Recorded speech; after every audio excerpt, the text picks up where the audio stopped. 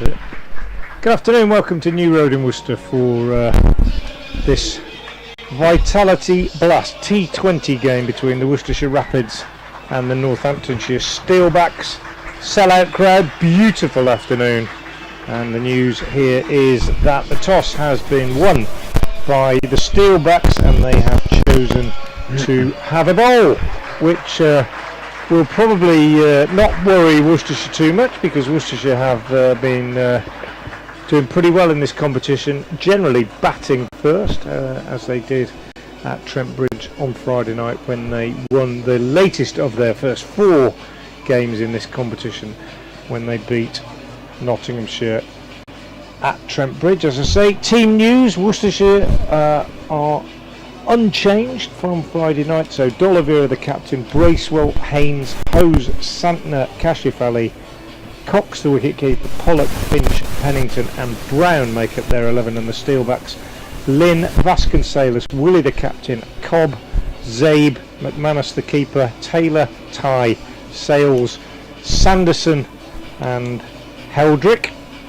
And it looks to me as though it's going to be Sanderson to open the bowling from the Diglis end, and he will be bowling to the left-handed Michael Bracewell, the Kiwi, who is taking strike for Worcestershire. Alongside me is Chris Williams.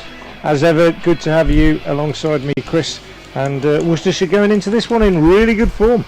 They are. Can they make it 5 in 5? Sell out crowd, as you say, and can they rise to the occasion and really continue with that excellent form they've shown to date? It's the, as you say, left-handed Bracewell on strike to the first ball, which is outside off stump, and Bracewell just keeps the bat held high, lets it go through to wicketkeeper McManus. One slip in for Sanderson. Fine leg is up inside the circle, third man back, point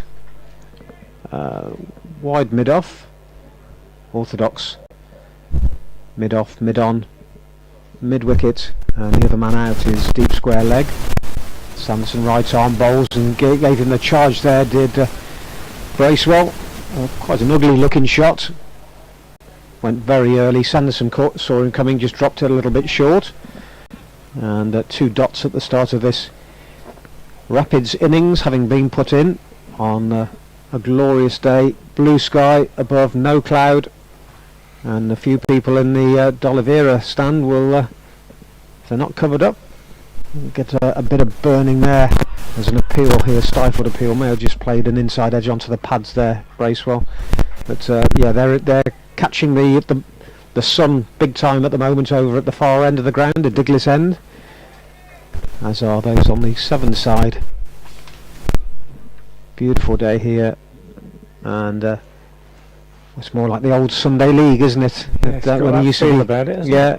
Starting at, well, you start at 2 o'clock, but 2:30 here on a Sunday afternoon, big crowd. Bracewell runs the next ball down to third man and gets the innings up and running with a single, bringing Brett D'Oliveira on strike. So these two did well on Friday against Notts. Bracewell making 55 from 27 balls, 6 fours, 2 sixes, and D'Oliveira 44. Slightly higher run rate, strike rate at 21 balls, 6 fours, 2 sixes. So quite a short boundary on the pavilion side today.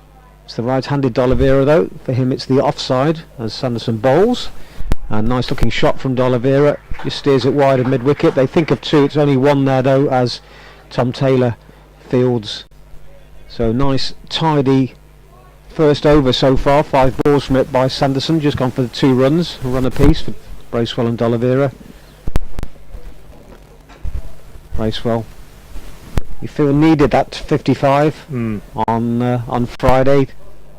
Up until that point had 3 very sketchy innings of single figures. Just a umpire just holding things up. The umpires today, Paul Baldwin and Rob Bailey. Rob Bailey standing at the Diglis end, just holding things up while there's a change in the field. So third man is coming up, and got a deep cover.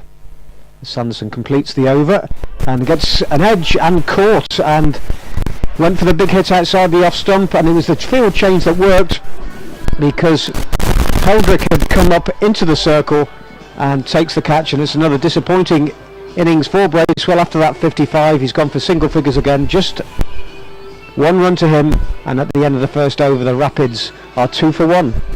Yeah, disappointing. Bracewell going for that, making one, faced 5 balls, just scored off one of them, trying to be positive, just indicating to the incoming batsman that he thinks that it's a little bit up and down, I think, just suggesting to Jack Haynes that one didn't quite bounce as much as he might have thought, or perhaps bounced a little bit more, but indicating that it's a bit up and down. Excellent first over from Ben Sanderson, who has been a thorn in the side of the Worcestershire Rapids in the past in this form of cricket, and a really good start from him. First over yielding just 2 runs then, and a wicket down, in stark contrast to the other night at Trent Bridge when Brett D'Oliveira got Worcestershire off to a real flyer and took 9 off the first over. David Willey will bowl the second over. He's coming in now from the New Road end to bowl to D'Oliveira, who plays a nice shot off the back foot, finds a gap on the offside and comes back for 2 runs. So good start for him.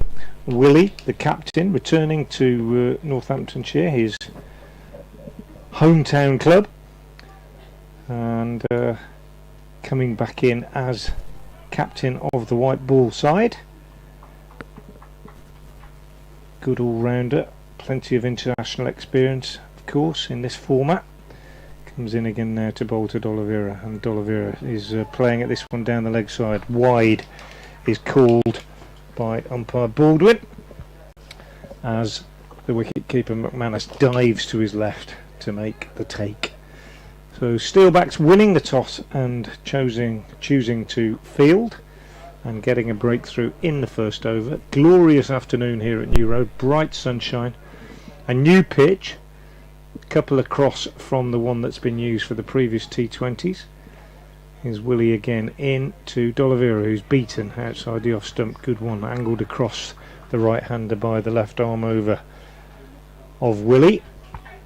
He's got 2 men out, of course, in the power play. One of them is third man, which suggests that he is going to try and bowl a fullish line outside off stump, and he's also got 4 in a line, saving 1 on the offside. The other man who is out is in front of the hospitality marquee at deep backward square leg as Willey comes in again and bowls to D'Oliveira, who pulls this one away on the leg side and picks out that man at deep backward square leg. 1 bounce, no danger of a catch. Good shot from D'Oliveira. Be a little bit disappointed he didn't get further inside it and help it down to the boundary at fine leg, but just a bit too square for that, and the man at deep backward square cut the ball off, and they took just a single. Jack Haynes on to strike. He also played pretty well the other night at Trent Bridge, making 42 off just 25 balls with 4 4s and 2 6s. But today is another day, and here's Willey into Haynes, and he turns this on the leg side, and again that fielder coming off the square leg boundary to do the fielding. That's James Sales, and again just 1 run taken. 7 for 1 then, the Rapids in the second over. 2 balls left. The man out Bracewell for 1. Beautiful afternoon, as Chris was saying, reminiscent of the old Sunday League days. A packed house at New Road in the sunshine, and that's a magnificent shot from D'Oliveira, warmly applauded by that packed house, as Willey just goes a bit too full outside off stump, and D'Oliveira leans into it and smashes it over extra cover for the first boundary of the day. Margins for error are so small for bowlers in this game, and Willey changing his field now, bringing his third man up and sending a man out onto the cover point boundary, which suggests that he's going to try and perhaps bowl this one a little bit shorter. comes in now and doesn't, in fact. He overpitches and Oliveira gets 4 more. That's an excellent shot. It's drifted into the pads too, Willie, I beg your pardon, and flicked away. No more than a little flick. Bottom hand coming through. Oliveira picks up successive boundaries. Excellent over, 13 runs coming from it. He has 12, Haynes has 1, and at the end of 2 overs, Worcestershire are 15 for 2. For 1, I beg your pardon. Bowled very within himself, didn't he, Willie? There was just a gentle jog up to the wicket to bowl. So he'd be disappointed with that. Just going back to the wicket of Bracewell, I wonder if it's as if he hadn't spotted the field change when he was out, because the third man had come up, and if it had been catching practice, he couldn't have put it any easier to the fielder that came up. May have been a little bit of a wave movement, so they just slid off the edge, but strange dismissal really, considering the field change. Sanderson starts a new over, and Haynes drives off a thick inside edge. Will pick up a single to mid-wicket. Good stop there, or half stop I should say, by Tom Taylor. Haynes through to double his score to 2. Oliveira took a liking to Willie in that last over. Just a change in the field again. Certainly not afraid to make those changes, David Willie. There's a fair few now. He's just changed his mind again. Looked as though fielder was coming in close on the leg side, but now he's just plugging a hole. It's Vasconcelos in the offside. He's gone from onside to offside, but not many gaps on that onside as ball just comes back onto the pad and goes past the wicketkeeper down to the boundary for 4. I think it might have come back at him there, Oliveira. It came back quite sharp and took him quite high on the pad, and it was a big deflection. He's got some pace, Sanderson, so if it gets past the keeper like that, there's going to be no stopping it with third man up and fine leg very wide. But it was bonus runs because, to all intents and purposes, he's done him there, hasn't he? Yeah, there's a lot of pad, but it went quickly, didn't it? Down to third man. So bonus runs, as you say. Oliveira gives him the charge here, and again went too early, or went very early, and Sanderson saw him, dropped it short, and just got Oliveira tucked up, and there's no run. 20 for 1 in the third over, having been put in. So we're in the power play with third man up, fine leg back, or more of a long leg, backward point, orthodox point, extra cover, mid off, as Oliveira onto his toes, drives, will pick up a single, takes on the throw. He could be gone here, though. He's got home, but he wasn't grounding the bat. Rob Bailey said not out. It was a direct hit from the fielder, just moving round at mid off, a little bit straighter. Willie. Good bit of fielding. Willie, was it? Yeah, Willie. I'm sure he wasn't grounding the bat there, so it must have been confident of getting home. Oliveira, he did get home, but it was a close run thing. Willie's just still got his hands on his head there and taking his cap off now and kind of banging it on his knee. He thinks it was probably closer. Perhaps Rob Bailey didn't have a clear view of it. But Oliveira is still there, 21 for 1. 2 balls left in this third over. Sanderson, right arm, is driven nicely by Haynes for a couple out to deep mid-wicket. And that's all. They will get 2 runs. Big gaps over on that leg side, so the frustration for the bowler, having been driven on the leg side when he's got 4 saving 1 on the offside and a deep cover. In fact, the deep cover's just gone back from orthodox. Mid on and a mid wicket. Deep square leg. Sanderson to complete the over. That's in the air from Haynes, hit it straight. Fielder trying to get underneath it, won't get there though, and Haynes underclubbed it, but did enough to get it over the head of mid on, and picks up 2 runs. So not convincing by the Rapids in his opening 3 overs. Oliveira, a couple of nice shots in the second over, but not too much coming off the middle at the moment, certainly from Sanderson. And after 3 overs, 25 for 1 with Haynes on 6 and Oliveira on 13. Yeah, 10 off the over though, which is good news as far as Worcestershire are concerned. But Sanderson bowling well.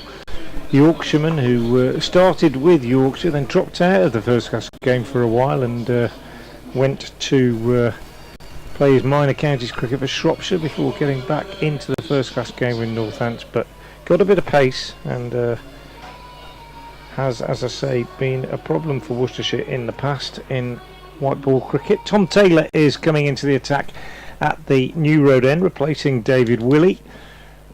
Taylor, former Derbyshire man, right arm over the wicket, medium pace.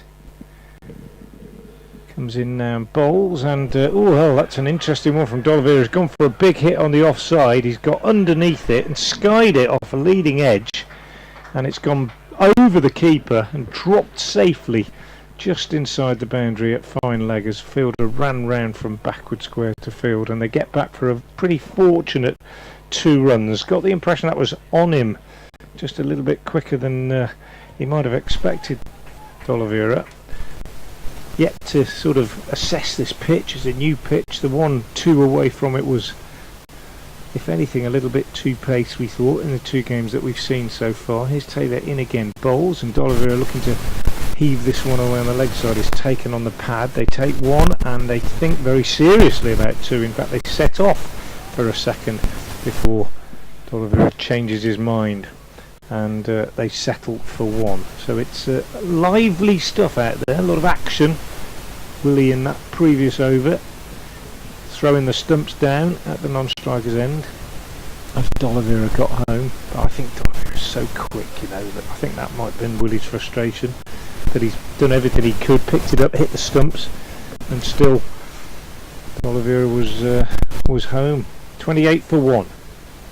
Third ball of the 4th over. Taylor from the New Road end bowls, and Haynes is was he dropped on a caught and bowled? I think he might have been. It just stopped on him a little bit, or he's checked his shot and it's popped back to Taylor, who dived to his left, got his hands to it down by his ankles. Just going to have a look at the replay to see if it was in fact a chance. Yeah, I think it was. Just managing to get down to it, but failing to hold on to it. So it's a bit harum-scarum, isn't it? It is a bit, isn't it? At the moment, it's a bit. It's frantic. Yeah, frantic is the word. I think. Batters don't look in Chaotic. control, do they? No. All a bit nervy. Taylor is in, bowls, and Haynes is, well, he's lucky here again. Odd looking shot from Haynes. He's looked to pull it away on the leg side, but with almost no foot movement, and he's just got a top edge, and it's flown over the vacant slip area and down to third man for 4, almost off the toe end of the bat, really. Anyway, all contributions gratefully accepted. Worcestershire 32 for 1 with 2 balls left in the 4th over, and as Chris says, you can almost count on one hand the number of certain controlled shots that we've seen. Taylor bowls again, and Haynes is dropped this time at short third man, slashing at that outside the off stump, outside edge, man in the circle at short third man, and he should have taken a catch. At this level, by these standards, you would have expected that to be taken, but diving to his right, not sure who it was, I'm just trying to check it out in a minute. Diving to his right, got 2 hands to it, and was unable to hold on. I think it might have been Chris Lynn. Here's Taylor. Eventful over. He's in. He bowls, and 4 more. As this one is nicely played. It was Chris Lynn who dropped the catch. Nicely played by D'Oliveira. Just steered down off a very deliberate sort of opened face down to third man for 4. So 4 to finish the over. Another profitable over. 12 runs coming from it. But as we keep saying,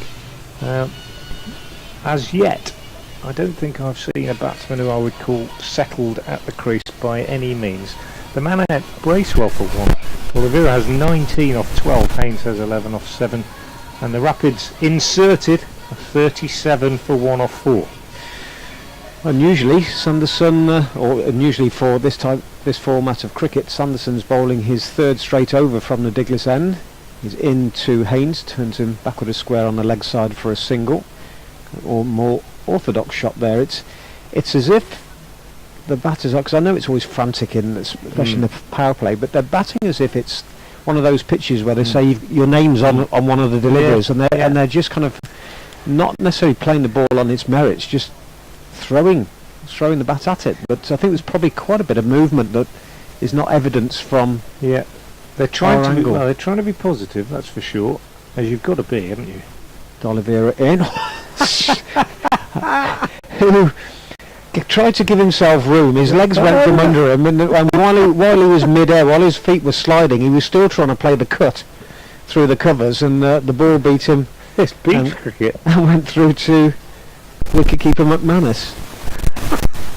It was a bit like Roadrunner when his leg, the legs are going and they're in mid-air.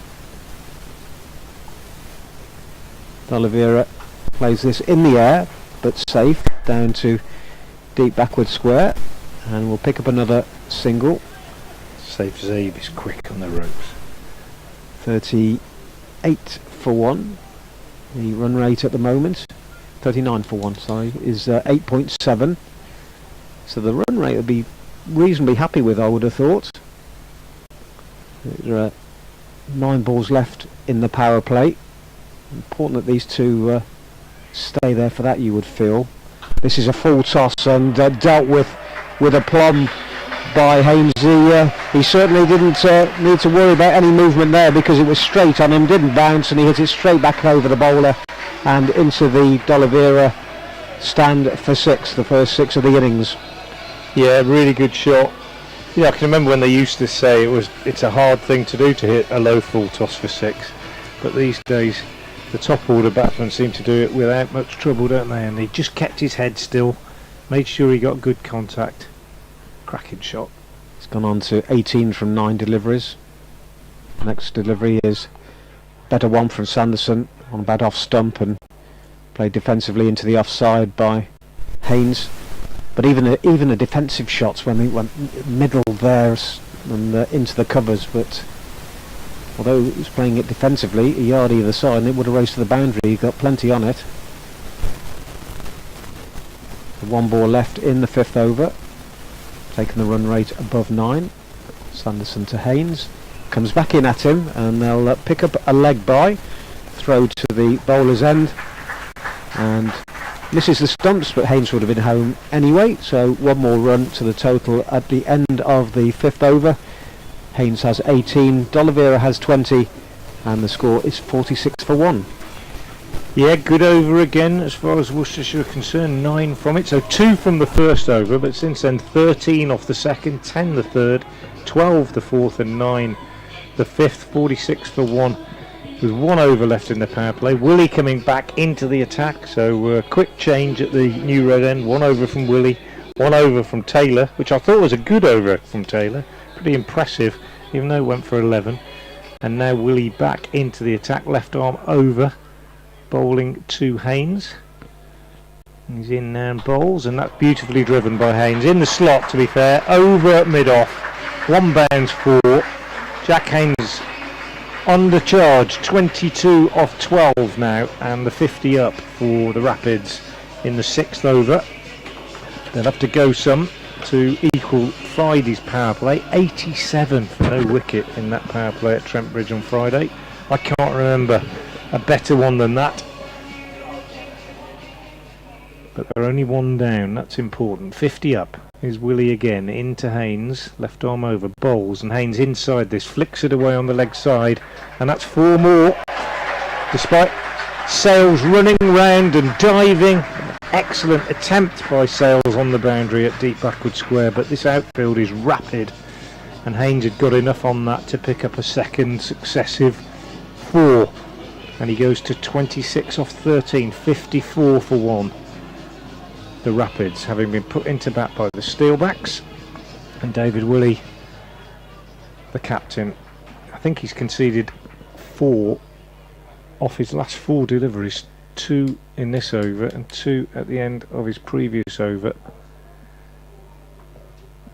Sends another man out on the leg side boundary now, and comes in and bowls, and Haynes has taken on the pad, just looking to tuck this one away on the leg side, and they go through for a leg bye. 55 for 1. Steelbacks coming into this game on the back of a win against the Foxes the other night when Chris Lynn made a magnificent 100.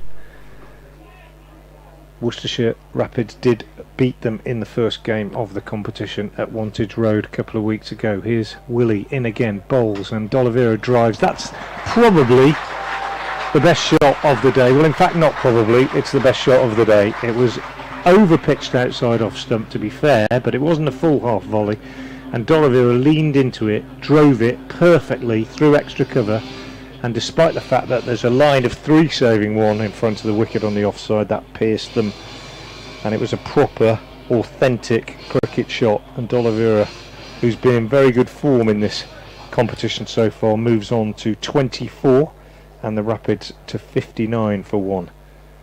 As Willie is in once more and bowls, and D'Oliveira, well, throws everything at this one, much less control about that shot, and he missed it, and through it went to wicketkeeper McManus. So a dot ball, but D'Oliveira going well, as I say, 24 off 16, Haynes 26 off 14, and the Rapids, who made 226 for 5 in their 20 overs on Friday night at Trent Bridge, the second highest score in their T20 history by 1 run. And Willie's in again, bowls, and there's 4. No, it's not 4 because they've got a man down there now. Heldrick has gone down to deep fine leg, so it's just 1. I was going to say 4 because there was a vacant area there before, but it's the end of the over. D'Oliveira keeps the strike, so he goes to 25. Haynes has 26. It's the end of the power play. A good power play as far as Worcestershire are concerned. They are 60 for 1, with 14 having come off that over. Looks a frustrated figure, doesn't he, David Willey? As he might do, having gone for, I think, 26 from his 2 overs. Leg by at the end of the over. I always think it's important for a captain to, even if things aren't going your way, still look positive. But as I say, even his run up just doesn't look purposeful. So whether he's been struggling with form, and he's very wary of that, I don't know. But, new over as D'Oliveira. It's a full delivery and just helps it on its way down to deep square leg. It's AJ Ty, the Australian, having his first look of the afternoon. So Sanderson's got 1 to bowl, 3 overs, 1 for 16. Willie 2 overs for 26. Taylor 1 over for 11. AJ Ty, tall man, looks about 6'6" to me. He's very tall, powerfully built, and run down to backward point to Chris Lynn by Haynes, and there's no run. 2 Australians in the lineup. Lynn at the top will be a threat. Aldrich down at third man in front of us. Willowy figure right on the boundary, but fine leg is coming up into the circle, so long on has gone back for Haynes.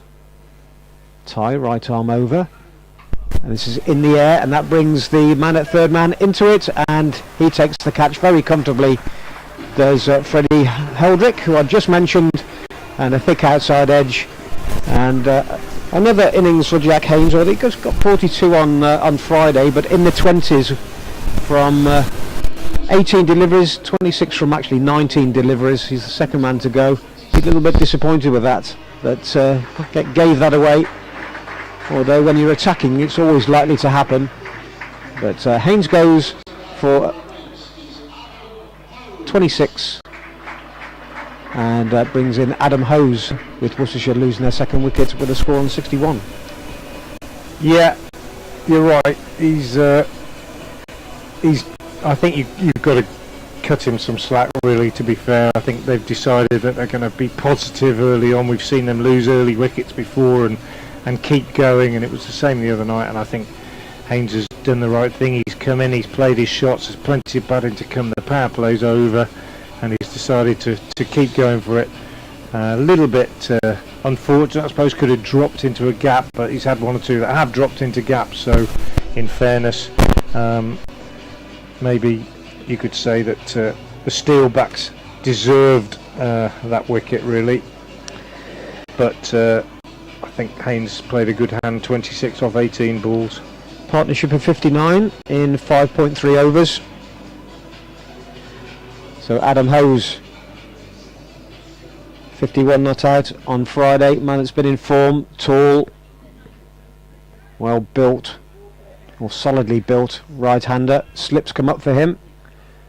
Vasconcelos.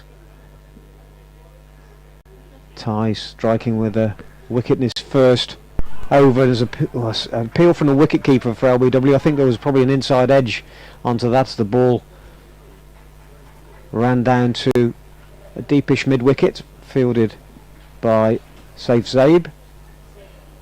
And one more to the total. Pretty good over so far. 4 deliveries from AJ Ty.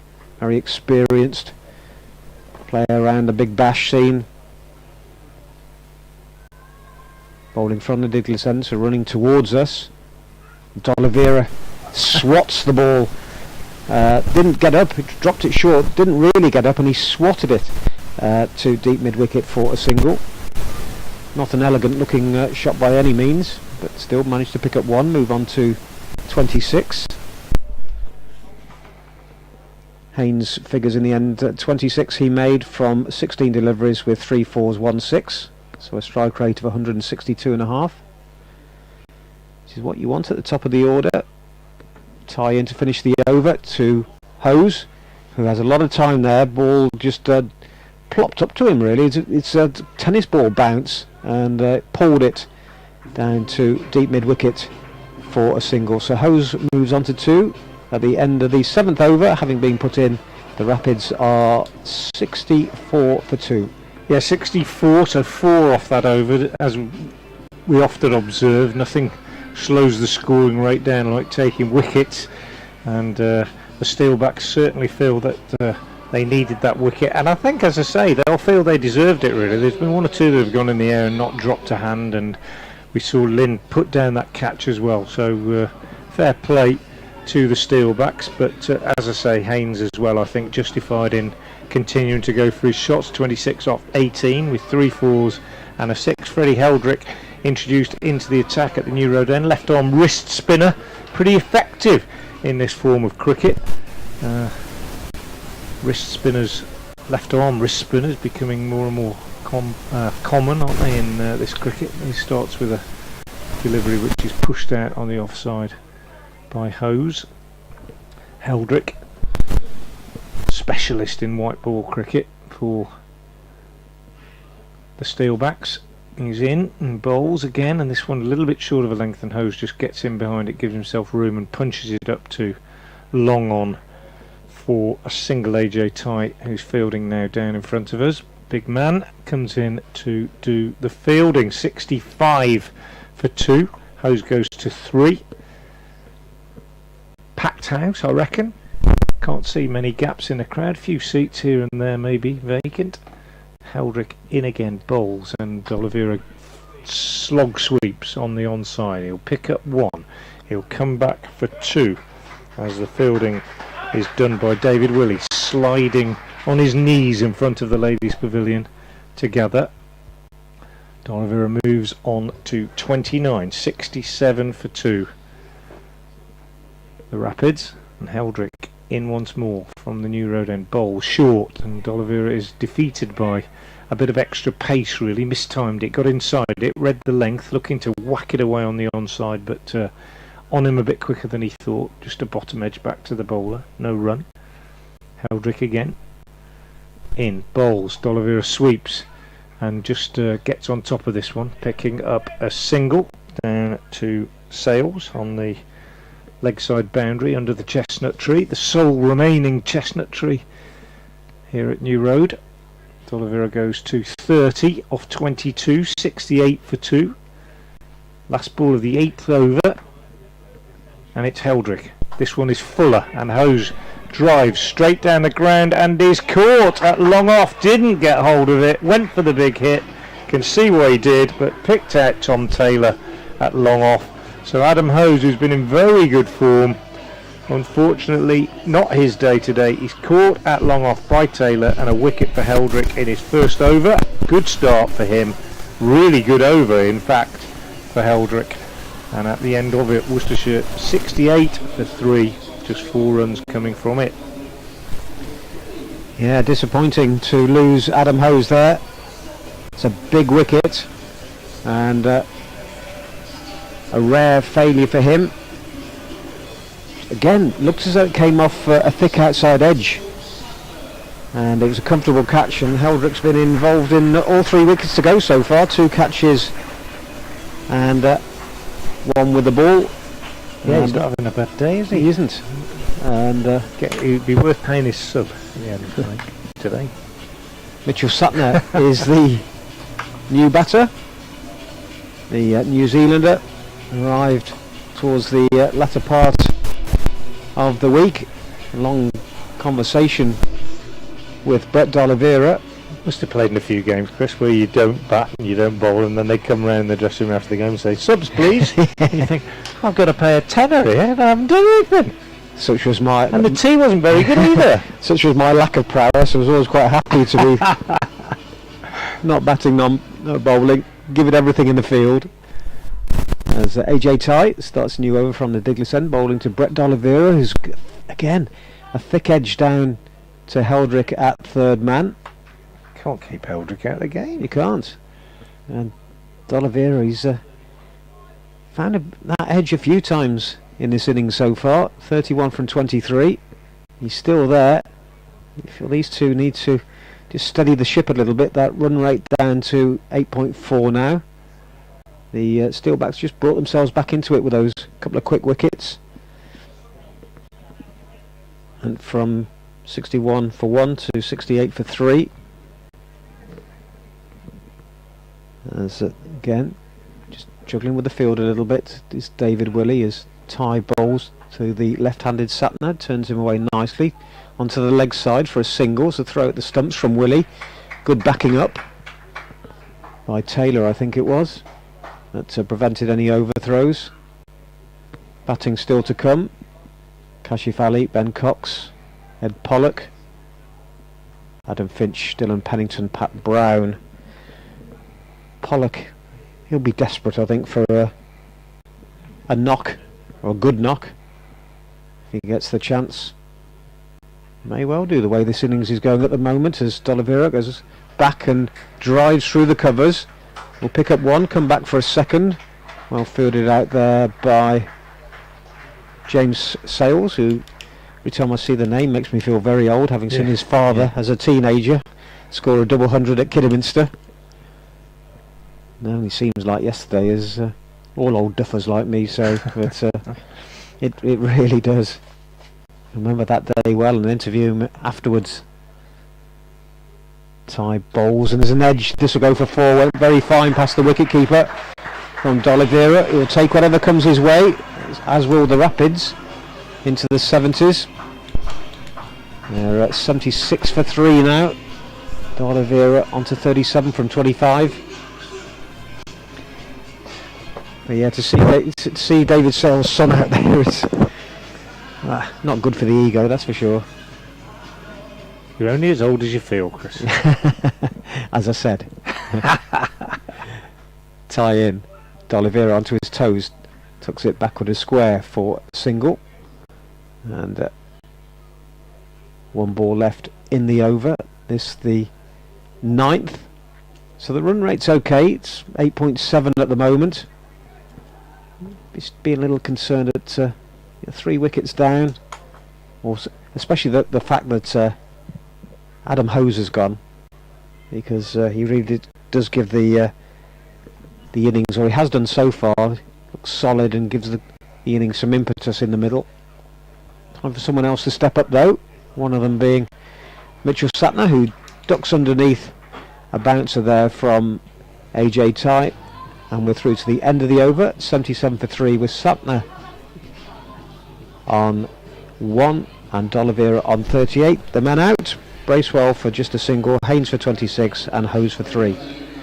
Yes, Santner, who was really just off the plane when he played the other day at Trent Bridge, having been in that IPL final, did a good job with the ball in that game, and was very good in the field as well. One assumes that he'll have had a bit of sleep since then, and he might just be a little bit more acclimatised. He's one of the modern breed of cricketers who travels the world, wakes up in the morning and thinks, where am I, who am I playing for today? Here's Heldrick from the New Road End bowls to D'Oliveira, who's beaten. McManus whips the bails off, but no movement of the back foot by D'Oliveira. Good from Heldrick. He's a good young wrist spinner. Like to see this young lad who's not played any first class cricket yet. I don't think he's just a T20 specialist.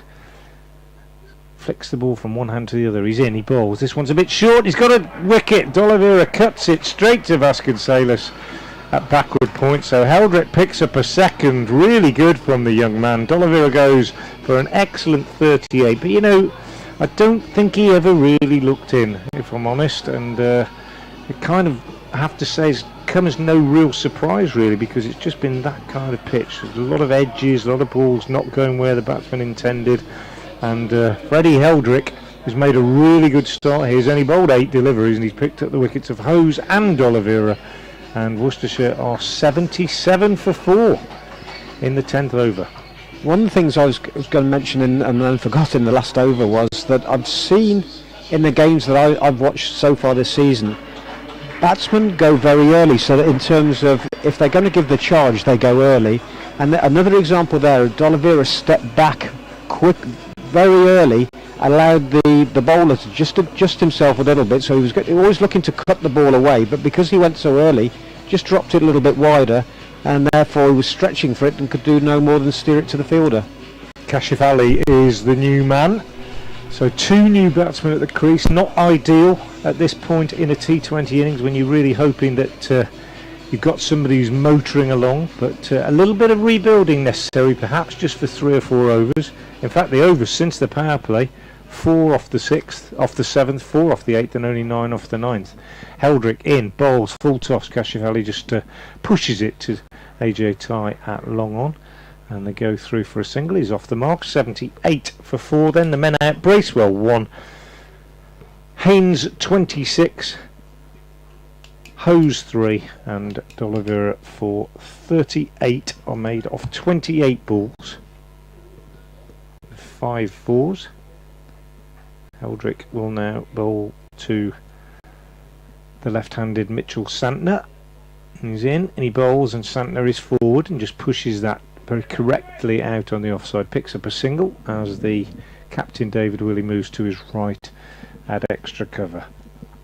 So Mitchell Santner moves on to 2, and it's 79 for 4. And the excellent Heldrick 2 for 4 so far.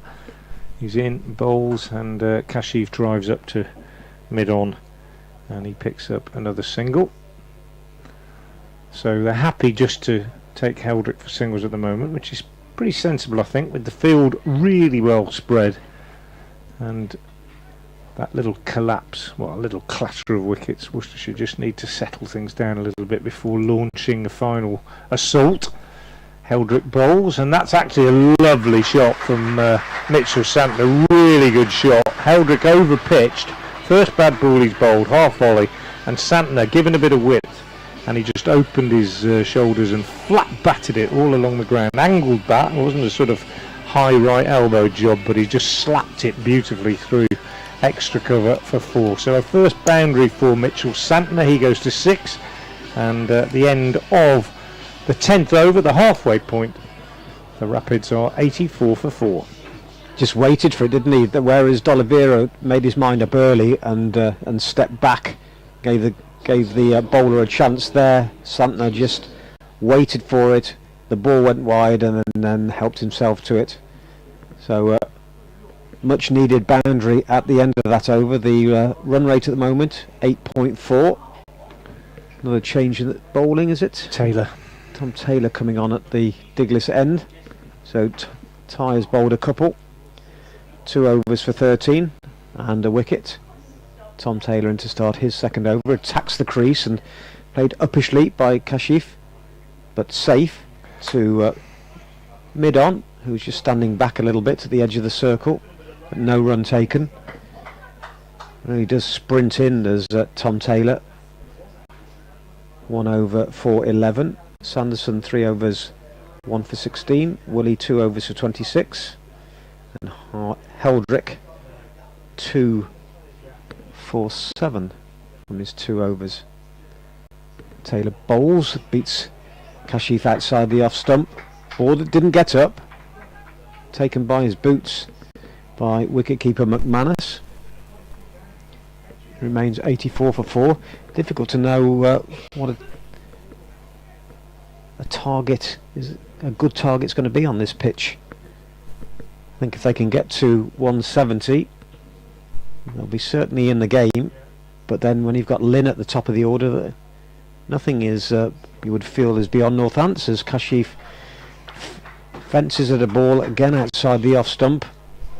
Looking a little bit frustrated at the moment. Kashif had just kind of punched the air there when the ball went past. Got 100 yesterday in the Birmingham League, Kashif, so he should be seeing it okay.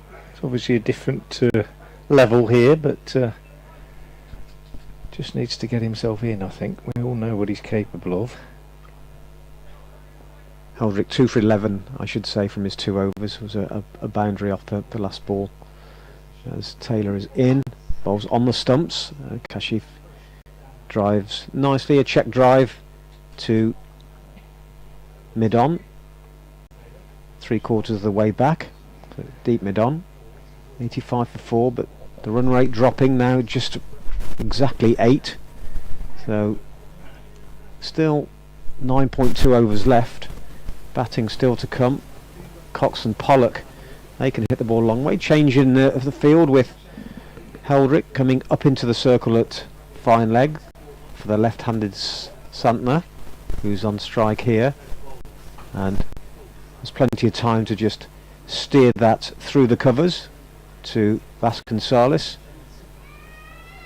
who restricts them to 1. I like him being out there. I can spot him a mile off. He's about 5'3", isn't he? Yeah, you don't need to see his number, do you? You don't. Yeah, strikes a mean ball. He for does. A little chap. He does. There's not a lot of him, but it goes a long way. He's had a few good knocks against Worcestershire over the years. Here, Kashif just steers it slightly to the right of mid-on, which allows them to pick up a single. The fielder there was Zaib, and Kashif will keep the strike for the start of the 12th over, with the Rapids having moved on to 88 for 4. Santner is on 7, Kashif Ali on 5. The man out Bracewell 1, Haynes 26, Hose 3, and D'Oliveira 38. 2 wickets for Heldrick, 1 for Ty, and 1 for Sanderson. Yeah, not a great over as far as Worcestershire are concerned. That one, just 3 runs coming from it. So good stuff from Tom Taylor, and the Rapids, well, they need to accelerate a little bit. Heldrick is in, that one's a bit short, and he's got him. He's cut away, and there's another catch for Vasconcelos at backward point. Kashif just giving himself room. Almost identical dismissal to Brett D'Oliveira. Tom and Freddie Heldrick's having an absolute blinder here. Picked up his 3rd wicket. Kashif has gone for 4, and Worcestershire are 87 for 5, and they are in a little bit of a pickle. With we're only in the 12th over, 1 ball of the 12th over gone, and Freddie Heldrick absolutely turning it on out there for the Steelbacks. Has picked up his 3rd wicket, 3 for 11, and he's only bowled 13 deliveries. Well, you've got to look at where the fielders are. It's one thing to be attacking, but if you go for your shots, you've got to go wholeheartedly. And for D'Oliveira and Kashif Ali to be caught in that same position, the gully area, they'll both be frustrated with that. You look at Bracewell as well. He steered the ball straight into the hands of Heldrick when he hits the first wicket to fall. So frustration for some of the batters today, I'm sure. Ben Cox is the new batsman. Heldrick bowls to him, and not surprisingly, Cox sweeps. I thought he would, and he sweeps beautifully. Absolutely immaculate execution of the shot. Slams it away for 4 down to the ladies' pavilion. Sales on the boundary, only had a few yards to go to his left, never going to get anywhere near it. Perfect execution of the shot from Cox. Man goes back at mid-wicket now, and Heldrick over the wicket to the right-handed Cox. Bowls and beats him with a good one that turns away from Cox. Turned the other way from the wrist spinner there, and taken by McManus behind the stumps. Good bowling from Heldrick, great response. 91 for 5, he's in again. Bowls. Cox goes for the sweep again. This time Willie has gone out to deep mid-wicket, so they only get one. But good response from Heldrick to that first shot from Cox. Cox is now 5. The Rapids are 92 for 5. Santner just having a look, as Chris Williams suggested, perhaps not all of his predecessors have done, at exactly where the field is, as Heldrick comes in and bowls, and Santner is pushing out on the offside for a single. AJ Time moves round to his right at long off to do the fielding. In fact, they come back for 2.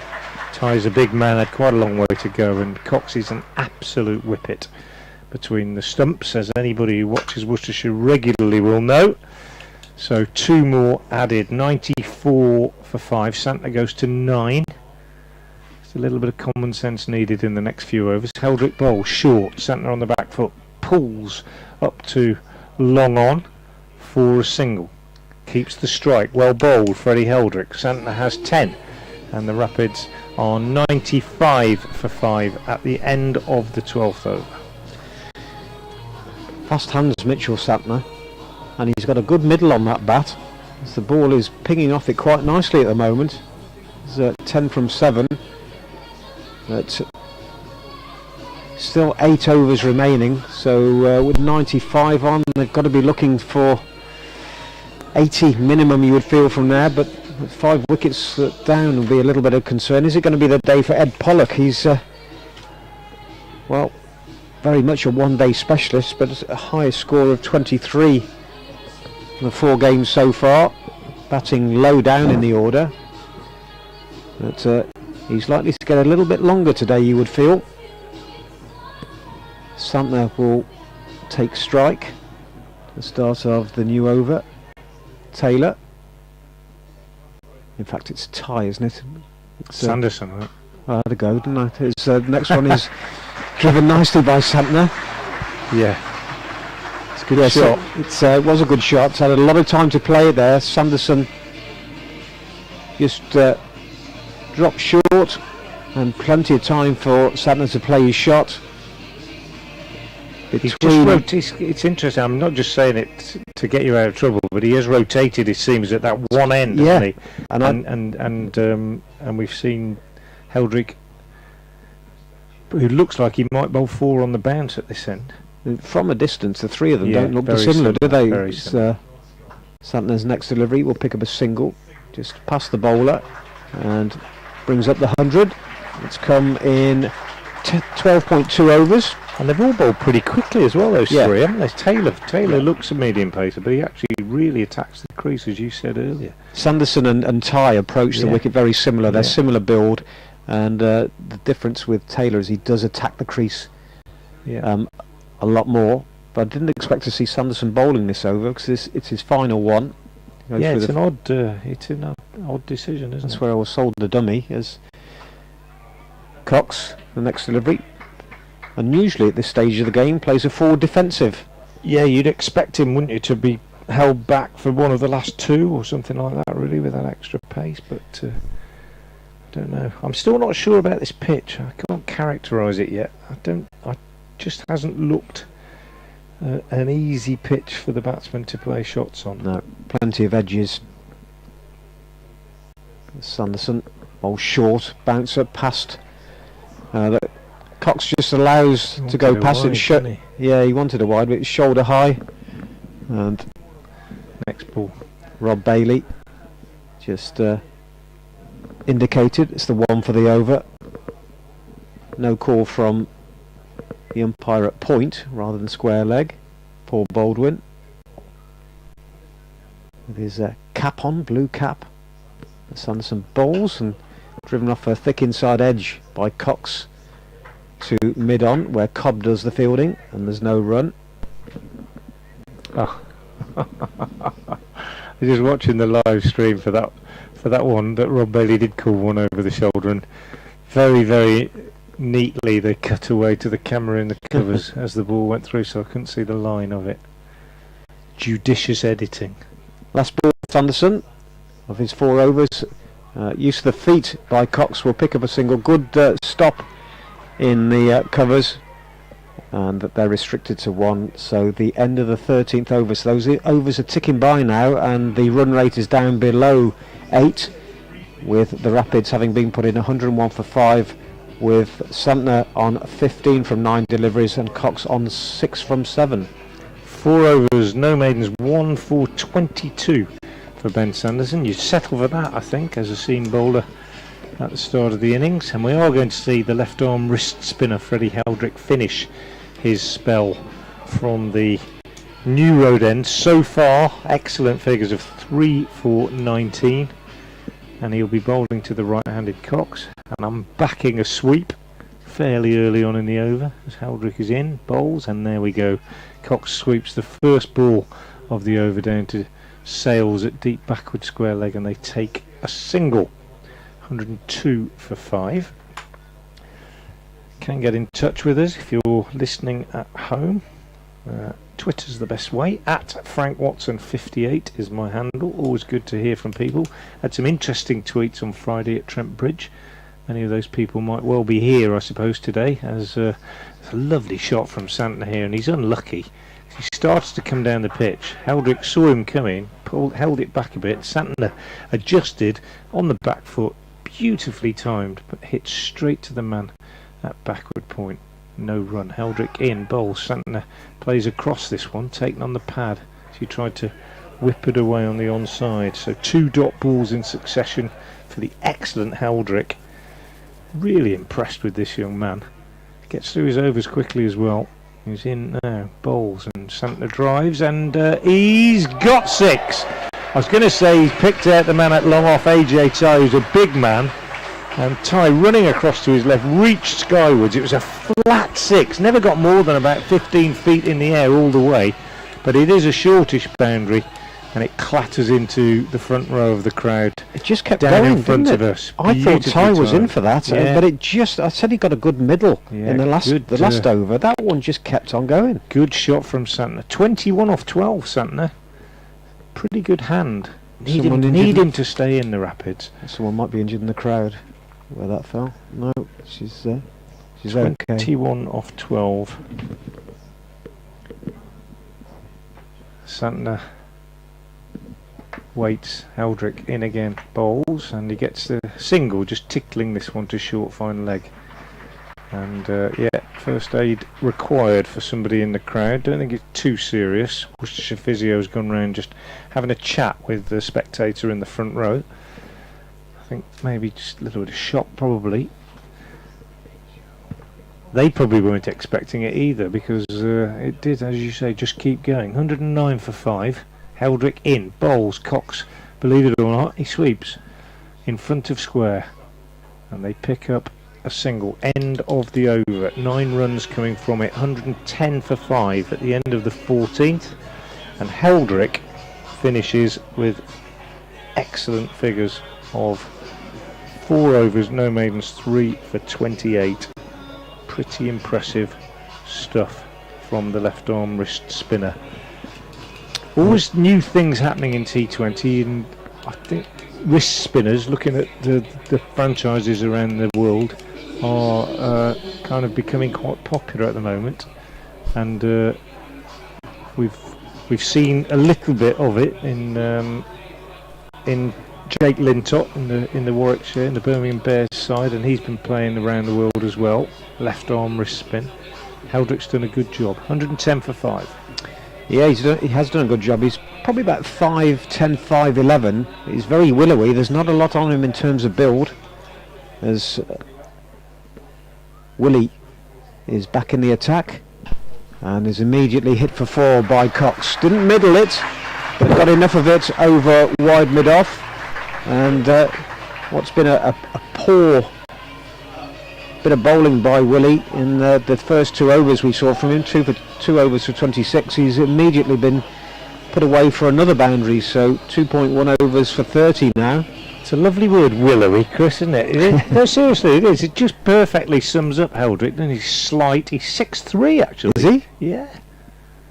But, he's standing in front of us now as Cox will pick up a single down to tie. Unlucky that. At time might have been Sanderson down there at fine leg. One bounce. It looks as though it might just reach the field. It was Sanderson, and on the full. But, perhaps got away with that one a little bit, Ben Cox, although he will feel if he'd have steered it a yard either side, he'd have got 4 for it. He picked it up well, didn't he?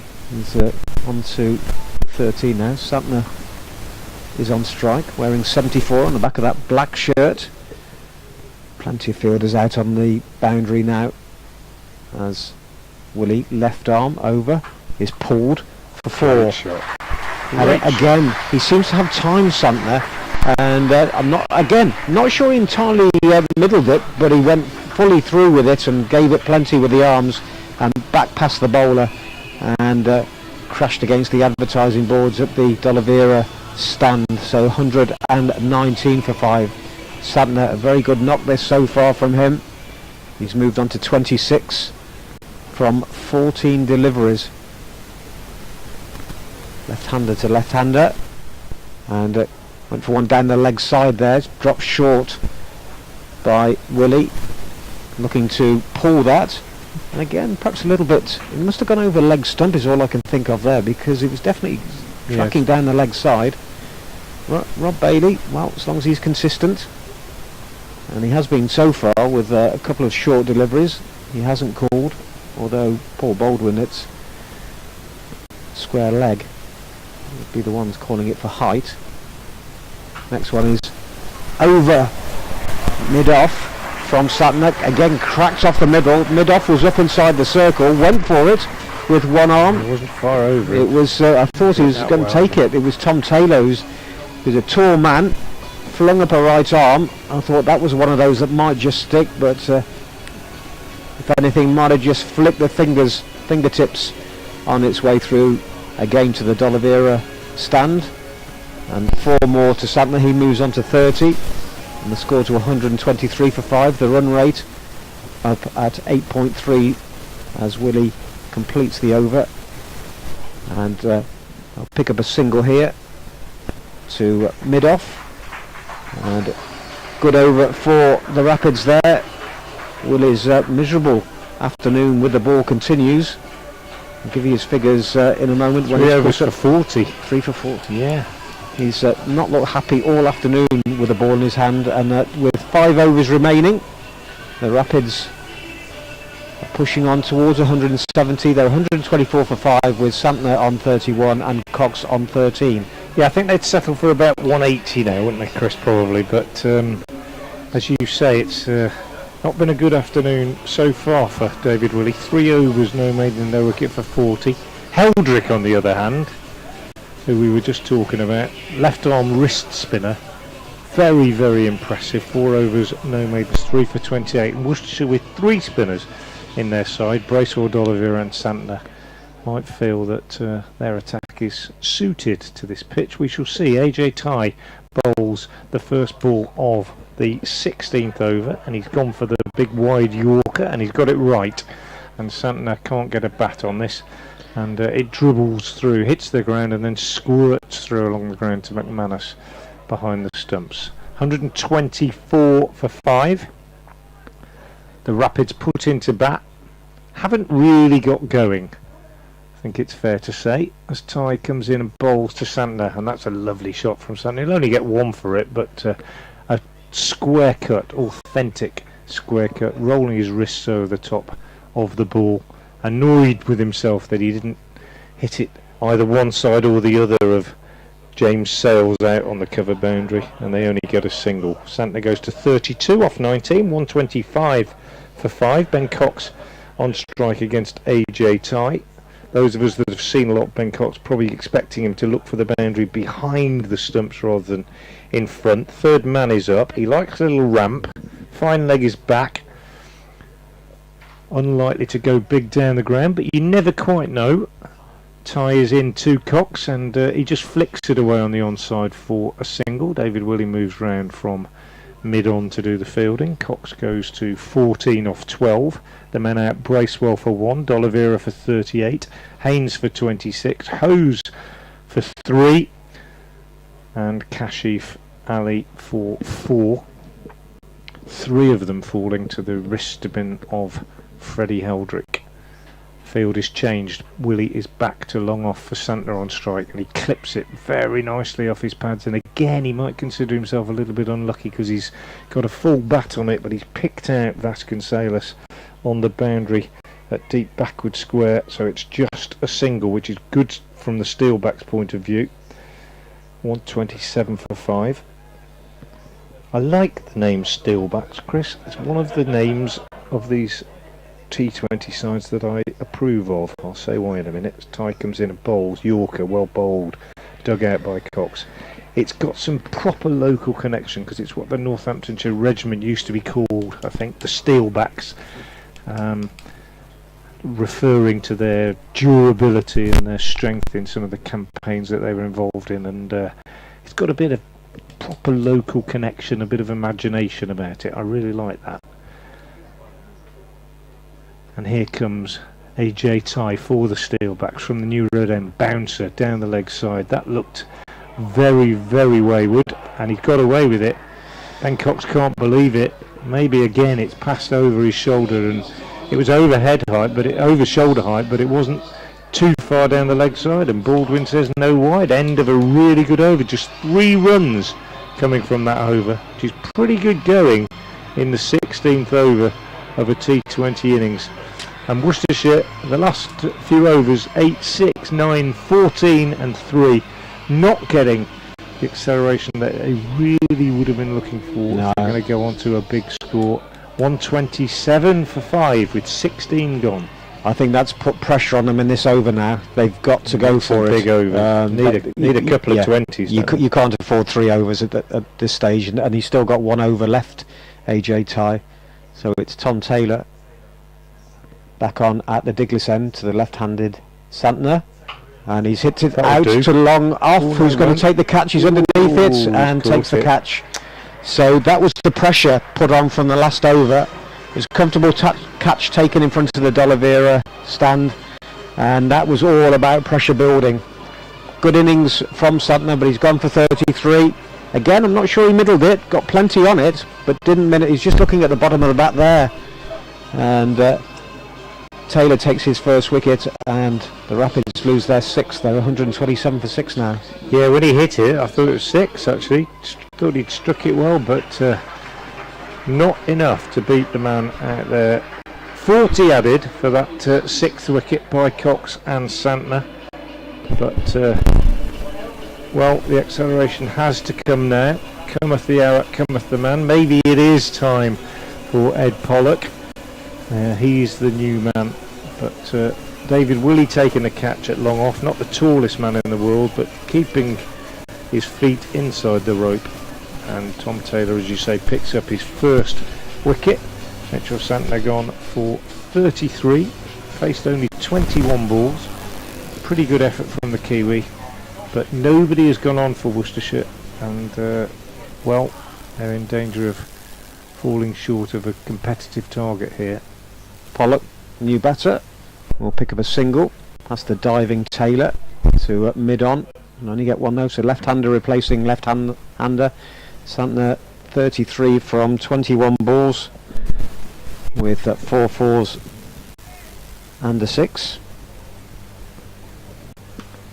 And again, even more pressure now. They've lost the wicket and just picked up a single from the first 2 balls of the over, so now you're looking to Ben Cox to see what he can do, and the sweeps at the moment are probably not going to be enough, although there's a nice big gap between deep square leg, deep mid wicket, but he's got to hit it well and straight.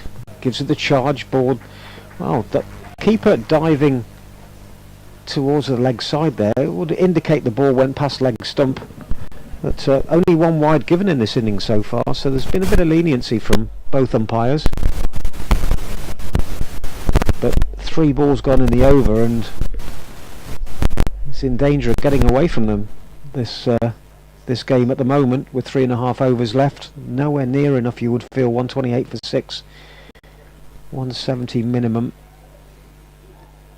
As Taylor is in and off a thick edge, ball going fine, but that's the boundary that they needed. Went for the pull there, did Ben Cox. Didn't get it where he where he intended it. He probably got it where he wanted it, because it went very fine, and Heldrick couldn't get round at fine leg, and a much needed boundary. So 132 for 6 with 2 balls left in the 17th over. Cox on to 18 from 16 deliveries. Do with a couple more of those to see the over out. Running towards us, Tom Taylor. Gave him the charge there, and that is the 4 they wanted. That was a better shot off the middle. Hockey gave him the charge, and a bit of wrist in there, and flat battered it between bowler and mid-off. And 4 more badly needed runs. Can he finish the over off? Ben Cox, 22 from 17 now, and get them up to 140 at the end of this over with 3 remaining. How will Taylor come back from being hit for 2 successive boundaries? Well, he's edged it for 4, and that's just what he wanted it. He got third man up inside the circle, so 4-4-4 at the end of that over. Just what the Rapids were looking for, and they indeed have finished the 17th over at 140 for 6, with Cox on 26, Pollock on 1. Pollock had the strike at the start of the new over, and can he get some badly needed runs for himself, Ed Pollock? Yeah, 13 off that over, so just what was required at the end. Pollock facing Ty. Not easy to come in and crack it around when you're out of nick, really. Tracy Young's been in touch on Twitter. She said, just wondering on your views on how well Josh played his first test match and his prospects for the Ashes. Well, I don't expect him to play in the Ashes unless there are injuries, although he's been picked in the squad. He bowled well, didn't he? Good to see him doing so well. Here's Ty into Pollock, who drives up to mid-off. They'll go through for a single. Willie throws at the stumps at the non-strikers, then misses on this occasion. Pollock would have been struggling if he'd hit, but he gets a single. 141 for 6. But yeah, Josh Tongue hadn't been really on top form for Worcestershire this season. Bit in and out. Still don't think he's quite, sort of got back into complete rhythm, having had such a long layoff.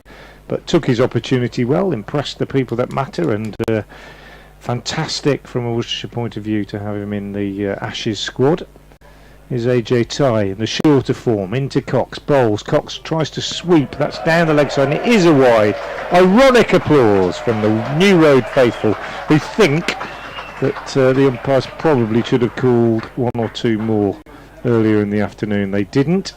Pleased to say the lady who's been attended to by the paramedics has just recovered sufficiently to retain her seat back in the crowd. Ty in, bowls, Cox.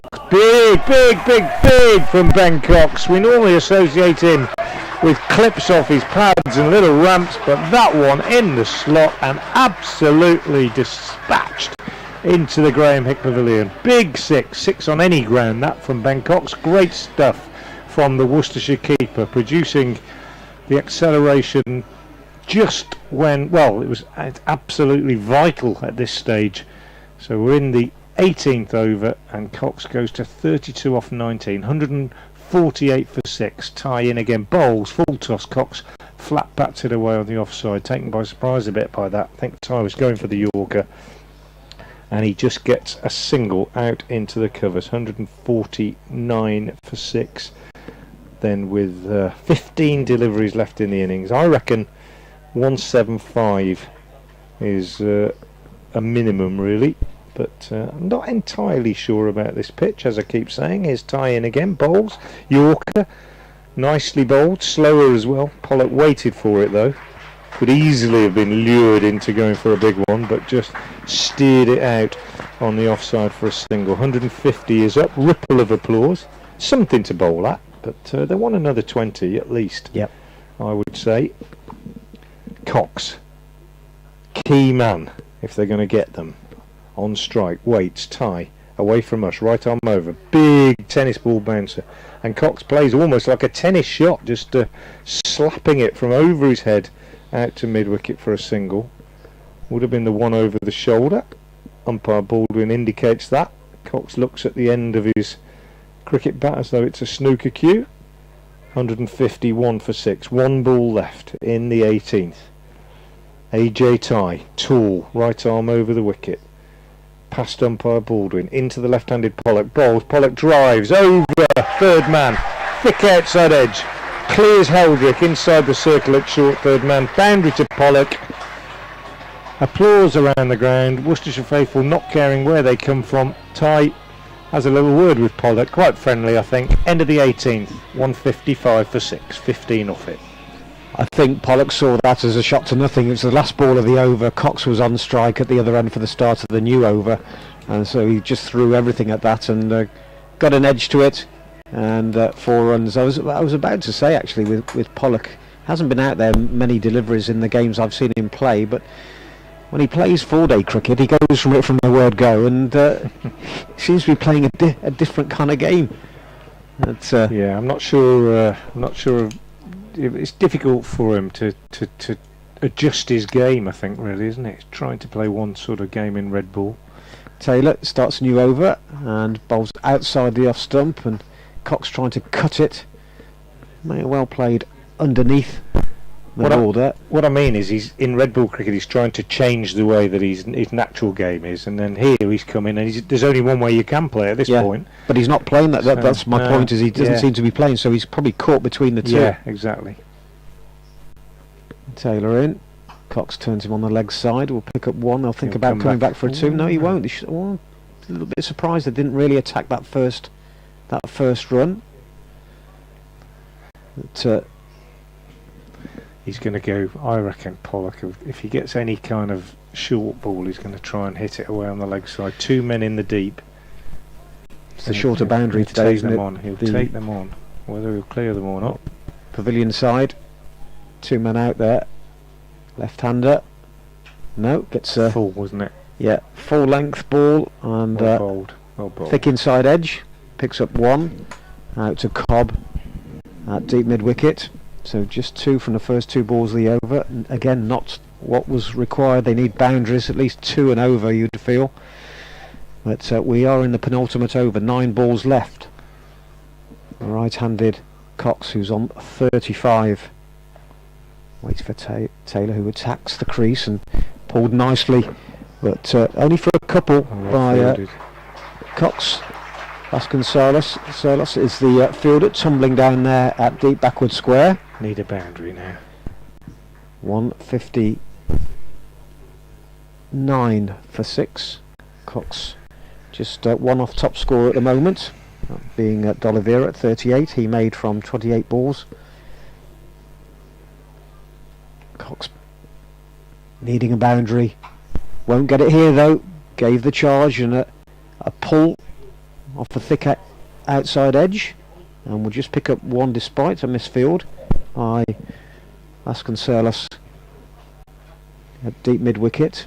So good over this by Taylor. No boundaries coming off it as yet, so we get towards the last over. 160 for 6, needing a big over that really hasn't come up throughout the innings. But there'll be 6 here because Pollock got underneath that one and over the chestnut tree, and that's the way to finish the over. Just what they needed. Pollock's moved on to 14, and with 1 over remaining, the Rapids are 166 for 6.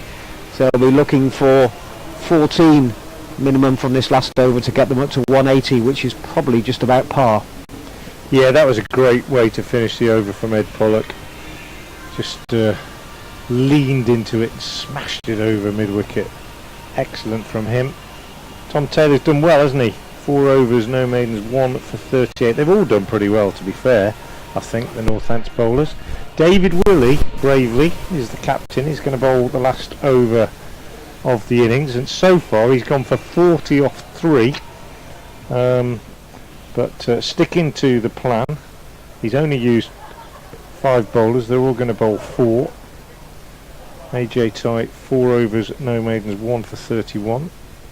Here is Willie from the New Road End, bowls to Cox, short. Cox slaps it away on the onside, but Sales is out on the mid-wicket boundary to do the fielding.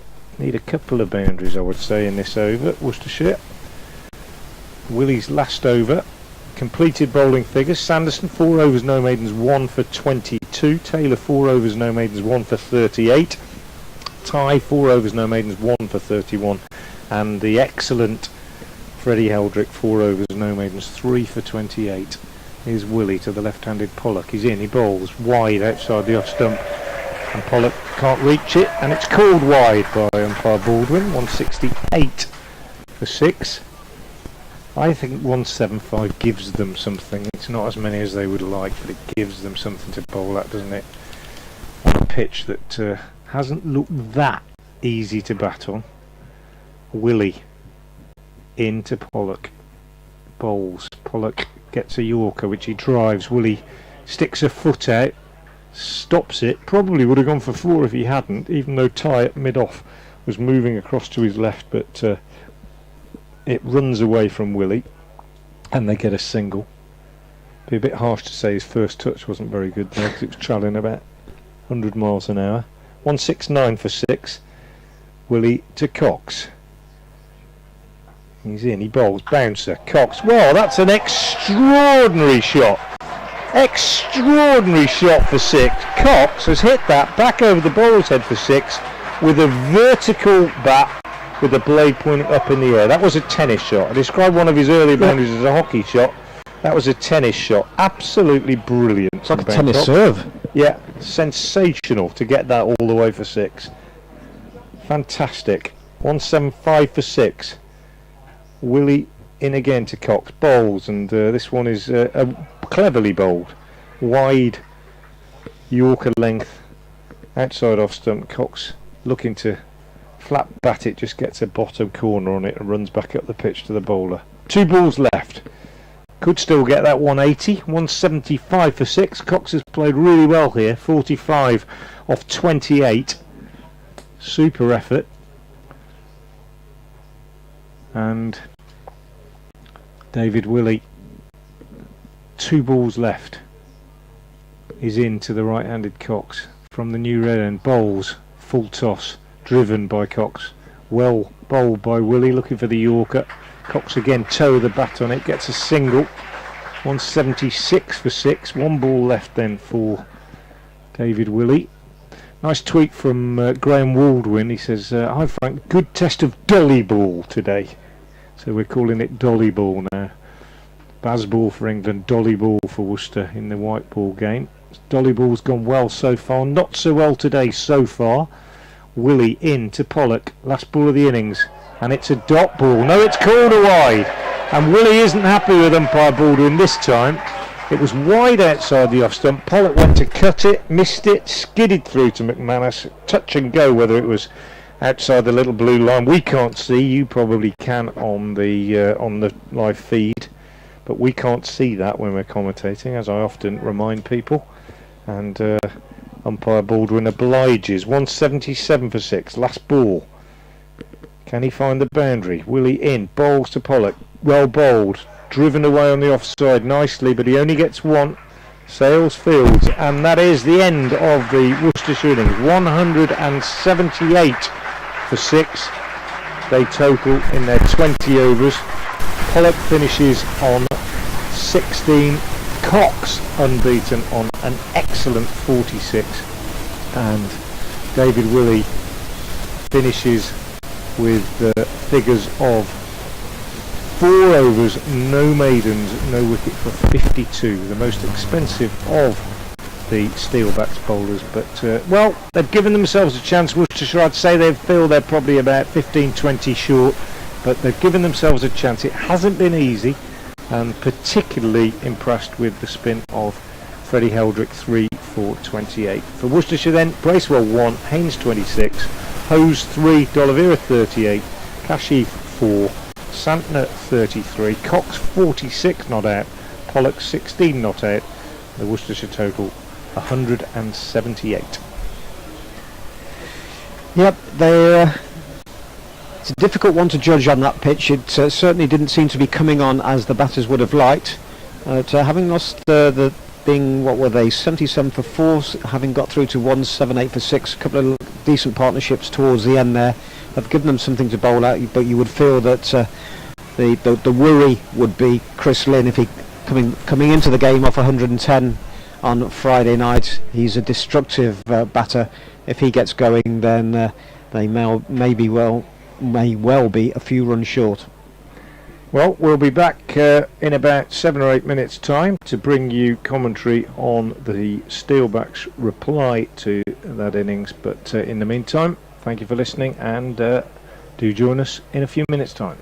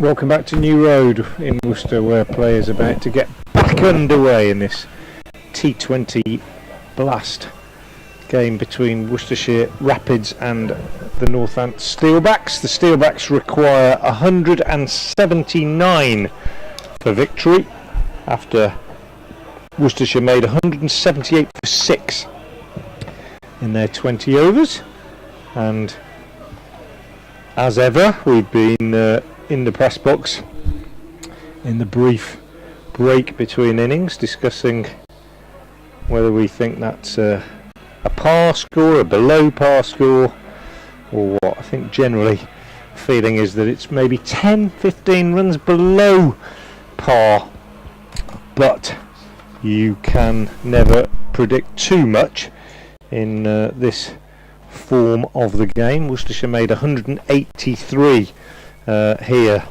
against Leicestershire, I beg your pardon, in the last home game, and that proved to be enough.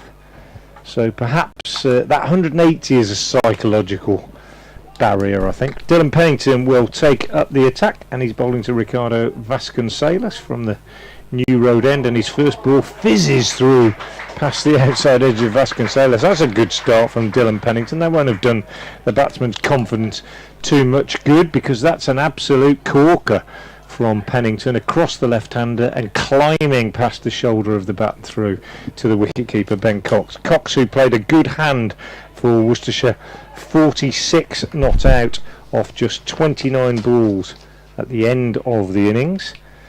Is Pennington in again to the left-handed Vasconcelos bowls, and the first run of the Steelbacks innings as Vasconcelos tucks this behind square on the leg side. So Cox, 5 fours and 2 sixes came in towards the end of the innings, and 46 not out off 29 balls. The other main contributions for Worcestershire came from Haynes, 26 off 18, D'Oliveira 38 off 28, and Santner 33 off 21. One without loss, the Steelbacks. Pennington into the right-handed Lynn. He's in, he bowls, and Lynn is beaten outside the off stump. Dangerous Chris Lynn off the back of 100 in the Steelbacks last game, feeling for that one. But dot ball, crucial. One without loss off 3 deliveries. The pick of the bowlers for the Steelbacks was the left-arm wrist spinner Freddie Heldrick. 4 overs, no maidens, 3 for 28. His impressive figures in the Rapids innings. Good crowd in, bright sunshine. Pennington, New Road end, he's in, right arm over, bowls, Lynn, chipped up in the air. Didn't know much about that one. In fact, it might have come off the pad, I think. Indeed, it is a leg bye. He went to fend it away on the leg side. Good pace from Pennington. Hit Lynn on the pad, lobbed up on the offside, and they went through for a leg bye. So good start from Dylan Pennington, and the total goes to 2 without loss in the first over. Worcestershire losing a wicket in their first over when Michael Bracewell was out for 1, and just a problem with Vasconcelos' bat. We're going to have a hold up in play here. I think he's damaged his bat and he's going off to get a new one. Handle's gone, I think, because he hasn't hit the ball yet. A couple are taken out there. No, I think the handle's gone. Sometimes you get that, you just feel that little movement in the splice. 2 brought out by the 12th man.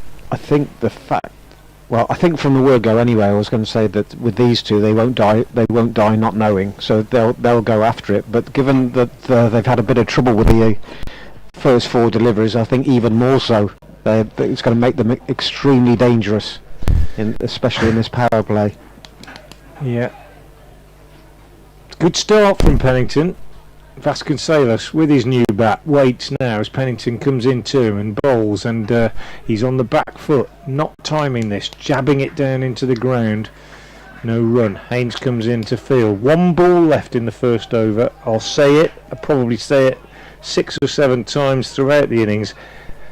The bowlers talk about it all the time. Get out of the over now. You've bowled 5 balls without going to the boundary. Do not go to the boundary on this last ball. What will Pennington do? Will he bang it in short? He hasn't used his sort of 1 for the over yet, so he could do that. Vasconcelos waits, left-handed, small man. Pennington is in, bowls, and he does go to the boundary. It's short, and he slaps it away on the leg side. Disappointing finish to the over from Pennington, and at the end of it, the Steelbacks are 6 without loss. Yeah, as you say, you just couldn't see it through.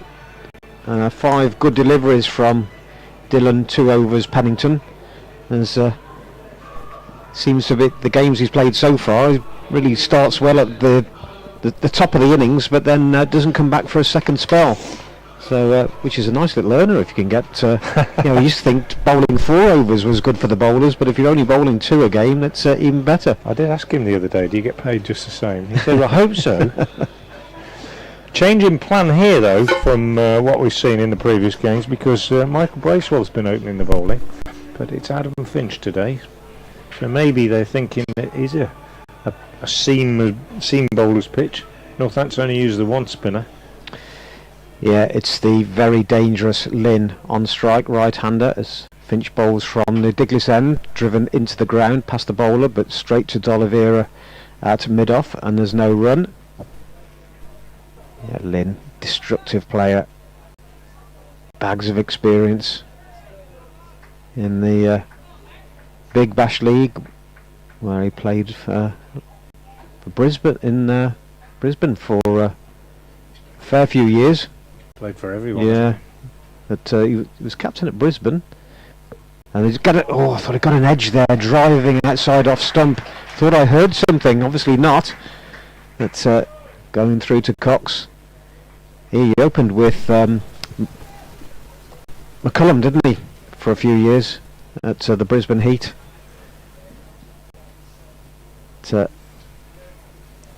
Probably likes the ball, or used to pitches a little bit more true than the one he's on at the moment, but once he's got his eye in, he can score very quickly. Finch bowls up in the block hole, good delivery from the big right armour. Nothing that Lynn could do with that other than just dig it out, play it back to the bowler, and no run. 9.3 the required rate. A lot of batting to come though. Willie, Cobb, Zabe, McManus, Taylor, Ty, Sales, Sanderson and Heldrick. 1 slip in, Ed Pollock. As Finch bowls and is cut off a thick outside edge. Now to Hose. At deep backward point in front of the Graham Hick Pavilion. 7 without loss. Scoreboard just ticking over a little bit slowly today. Be on your guard. Sometimes it's quick and it beats you to it, and you're one behind. It's ticked over there. 7 without loss. Vasconcelos with the one boundary we've seen so far. The left-hander goes back in the crease, steers this to Santner at mid-on, and there's no run. Crowd starting to get into it. I didn't get into it as much as they would have liked to have in the Rapids innings. It was stop-start, a couple of big sixes, but never really got on top. 1 ball left. Can it be an over without a boundary? Finch in to the left-hander, who shuffles across his crease, and might have just taken the boot there as it went through to Ben Cox. It was a stifled appeal from behind the stumps, but Finch did see the overthrow, and good start by Pennington and Finch in restricting the Steelbacks to 7 without loss, with Vasconcelos on 5, Lynn on 1. The target is 179, so they need 172 from 18 overs at 9.6. Yeah, 1 run off the over. Great bowling from Adam Finch, and interesting. Be interesting to hear from Rapids fans who aren't here, who are listening, watching the stream, etc., what they think of the pitch, whether they think 178 is a competitive target. Let us know what you think at Frank Watson 58 on Twitter, as Pennington starts a new over to Lynn, who steers this behind square on the offside. Pat Brown comes off the boundary to do the fielding. 1 run. 8 without loss in the 3rd over. So yeah, is 178 a competitive score. One thing I would say is if they'd have got 190 and conceded 15 off the first 2 overs, you would still be thinking it was a decent score. And they've only conceded 7 off the first 2 overs. That's pretty good going, I think. Vasconcelos on strike as Pennington is in from the New Road end. Bowls short. Vasconcelos pulls away on the leg side. Pat Brown running round, can't get there. 4 runs.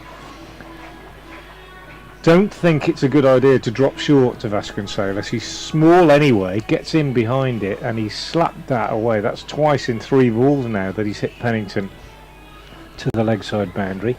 Pennington now in discussion with D'Oliveira, thinking about his length, no doubt.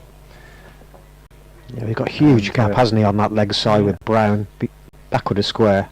Coming in again now, Bowles, better length, driven by Vasconcelos, lost his shape there, the left-hander, completely, and drove it up to mid-on where Santner did the fielding.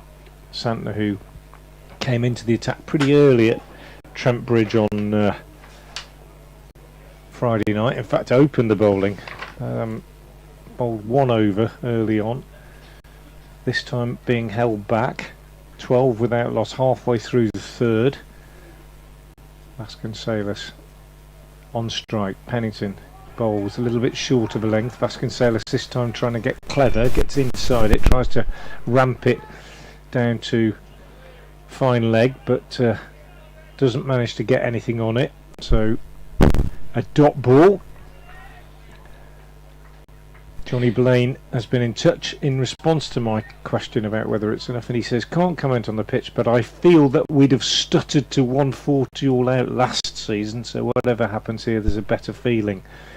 Well, I agree with that. I think momentum is a big thing, and Worcestershire have been very positive in all the games so far. The slip's coming out for Vasconcelos now, so the gap at short mid-wicket being slightly plugged by Pollock, as Pennington is in to him, and Vasconcelos cuts at this one. It's the line that's so much better. Outside the off stump, plays inside it. Umpire Baldwin just telling him he's running on a little bit. That's the second time. Not too much of an issue, because he'll finish this over anyway, won't he, probably? Oh, so. Yeah, he won't bowl again, will he? But that is an official warning. Yeah, he had a look in the first over. It didn't say anything, but had a look. Yeah. Proper warning. Yeah. Signal to the other umpire by Baldwin. 12 without loss. Last ball of the 3rd over. Pennington in. Bowls to Vasconcelos short. Heaved away on the leg side again. And again, Brown is running round. This time he does stop it just inside the rope. Not only that, flicks it back, dives to the ground, recovers his feet and gets a throw back in, and they get only 2. So really good fielding from Pat Brown. 7 off the over. 14 without loss, the Steelbacks off 3 overs. And Vasconcelos has 11, Lynn has 2, and earlier today Worcestershire 178 for 6 in their 20 overs. Pat Brown coming on at the Diglis end. I think sign there that the ball isn't coming on, because what we see a lot more these days is fast hands from the batters. That's where they get the bat speed coming through the ball, so they don't necessarily launch the upper body into it. Vasconcelos in so far in the 3 overs we've seen is really trying to muscle the ball, putting a lot of upper body into it. Brown, who's done well recently, starts a new over, pulled by Lynn to mid-wicket and there's no run. Done well, Pat Brown, as I said, but he tends to, the first over it can be an expensive one from him. Yeah, that happened on in the last 2 games, didn't it? And he's bowled beautifully at the death in all the games really so far this year. Certainly looks to be back to something like his best. I watched him before the game started warming up, and he was really attacking the crease, running in with purpose. He's bowling from the Diglis end. Big crowd in here at New Road today. Cuts, there's Lynn, but it got too close to it there, and could do no more than find Kashif Ali in the covers. And there's no run. They're just trying to build that pressure, especially in this power play, if they can prevent them from getting away. It's 9 on 10 and over the required rate now, 9.9. Of course, you concede a couple of boundaries and that comes down very quickly. Lynn on 2 from 9, which is very unusual.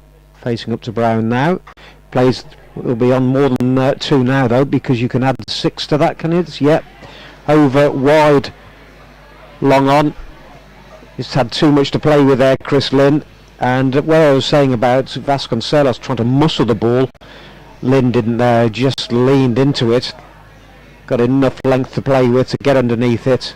Perfectly safe shot with mid-on up. And put that one away very nicely. He's moved on to 8 from 10. Brown, how will he come back from that? He beats Lynn outside the off stump. Looking to flay the ball away there, Lynn. But forgot to look at the ball. I was watching, is it Tector, the Irish batter yesterday against England. Every ball he's saying, watch the ball, watch the ball. Could see him when there was a close-up on him through the grill of the helmet saying, watch the ball. I think Chris Lynn forgot there. He knew what shot he was playing when Brown was probably halfway to the wicket. 2 balls left in this 4th over. Lynn drives nicely into the covers to Haynes, throws at the stumps at the bowler's end, misses. Lynn would have been home, but nice bit of clean fielding from Jack Haynes. Picked up and through in 1. So Vasconcelos, who jokingly I said was about 5'3", he's probably 5'6", I would imagine.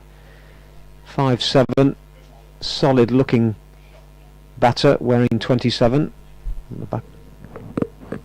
5'5". Facing up to Brown, drives for 4, past the bowler, again over pitched by Pat Brown there, and he got onto it very quickly and threw every bit of that 5'5" into that shot, and it's turned out to be an expensive over in the end from Pat Brown, a 6 and a 4, and a couple of singles as well. 25 without loss, the Steelbacks after 4 overs, so they need another 154 from 34 overs at 9.6. Vasconcelos has 15 from 12, Lynn has 9 from 12. Yeah, last ball of the over going to the boundary again, so often the case. And 11 off the over.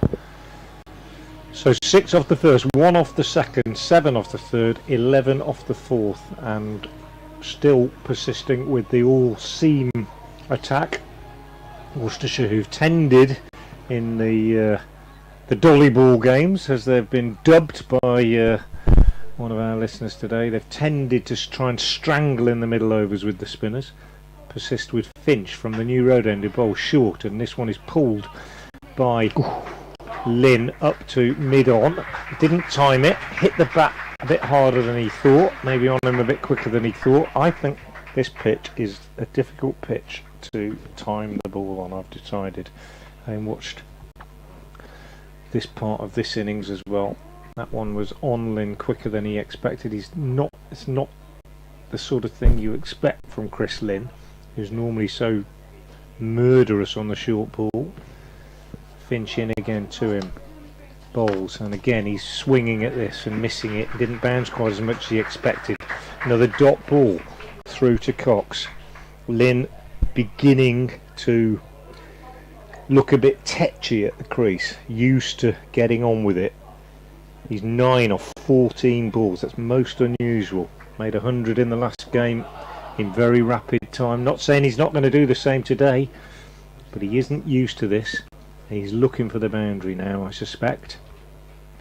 Can Finch hold his nerve? In he comes, right arm over the wicket. Bowl short, and Lynn heaves this in the air, and it's caught at mid-on by D'Oliveira. That is a big wicket, and Adam Finch is over the moon, and well he might be. Really good bowling from him. He's conceded, I think, just 1 run so far. He's halfway through his second over. We're halfway through the 5th, and the Steelbacks have lost 1 of their big guns. Chris Lynn has gone for 9. Big blow that. Just what the Rapids wanted, with the scoring looking difficult, and then to pick up the wicket of Lynn. That will just get a few of the batters thinking, well, if he's struggling out there, then I'm likely to as well. But man just coming out to the wicket now, who can give the ball an almighty bash, is David Willey. Had a poor afternoon with the ball. Can he rectify that with the bat now? Yeah, David Willey coming out, hasn't been in the best of form so far in this competition, and in the first game between the two sides he came in at 3, made 36 actually, pretty quickly at Wantage Road back in on the 24th of May, not that long ago, first game of the campaign for both sides. But big wicket for Adam Finch, 25 for 1 as he comes in to bowl to the left-handed Willie. Over the wicket, bowls, and Willie drives straight down the ground. He'll get 4, or will he get 4? No, he won't, because D'Oliveira is in pursuit and flicks it back just inside the rope. Half stopped by Finch, actually, just took the pace off it, and D'Oliveira racing back. Nobody quicker over the ground than him, and he slid and flicked the ball back inside the rope. So 2 taken, 27 for 1. 2 balls left in the 5th over. Good cricket, that was a lovely shot. Good cricket, good shot, half stopped, decent delivery. Finch looking for the Yorker, as he will be, I expect, here, as he comes into bowl to Willie. And Willie drives, but straight to the bowler this time. Good stuff from Adam Finch. Can he finish the over without going to the boundary? Excellent from him so far. Conceded just 3 runs so far, Adam Finch. Picked up the wicket of Chris Lynn. Absolutely on fire in this competition. Adam Finch, no doubt, almost exclusively as a result of that amazing innings he played the other night against Yorkshire. In he comes now, bowls to Willie, and Willie is beaten outside the off stump. Great over from Adam Finch. 2 overs, no maidens, 1 for 3, and at the end of the 5th over, the Steelbacks are 27 for 1. Hope you're enjoying this commentary being brought to you from Frank Watson and Chris Williams from BBC Hereford and Worcester on the BBC website, and of course live streaming. We'd normally bring you full commentary of every Worcestershire match, home and away, but we regret that we won't be covering the game against Lancashire Lightning at Blackpool on Wednesday. This due to an industrial action by members of the NUJ over proposed changes to your local radio station that would see dramatic cuts to local programming. So we do apologise for any inconvenience this might cause, but the commentary team that was due to travel to Blackpool are NUJ members, and so we'll be supporting the strike action. But we'll be back on Friday evening for the game against Yorkshire Vikings at Headingley. So change in the bowling, Michael Bracewell coming on. Vasconcelos, well, I think be quite fancying this. Give you the field as Bracewell, the spinner, comes on round the wickets. The left-hander goes back and cuts to D'Oliveira to Kashif Ali, I should say, at backward point. So 4 saving 1 in the offside for the left-hander. Got wide mid-off, cover point, and third man up. There's a sweep off the top edge here that will pick up 4. But, again, throwing everything at it, Vasconcelos, and sweeping in the air, hoses the man out on the boundary in front of the ladies' pavilion. Couldn't get round to that, and Vasconcelos has moved on to 19 from 14. Again, don't think he middled it, but got plenty on it. He's putting he's probably about 5'5", 10.5 stone. He's putting all 10.5 stone into it with these shots. So puts under pressure. There's 4 more from Bracewell. Again, not sure entirely looking to play that to long leg, but got plenty of bat onto it. And if the last one didn't put Bracewell under a bit of pressure, that certainly will. The score onto 35 for 1 now. 3 balls left in the power play. He went for 57 on Friday night at Trent Bridge, Bracewell, off his 4 overs. Only scored 1 with a bat today, so looking to make a contribution. Uses the feet here, and he's put him away for 6. No, 1 bounce. No, I'm not sure where the rope is at the far end, because it looked to me as though it just bounced before the boundary. But umpire Rob Bailey raises his arms above his head, and that's 4-4-6 in this over so far. And Vasconcelos, last over of the power play, is going nicely on 29 from 16 now. not what Brett D'Oliveira was looking for from this over, from his overseas all-rounder. Under immense pressure now. Gave him the charge there. What will he do here? Will he just keep on going? Yes, he will. And flat bats it. Doesn't get a run though.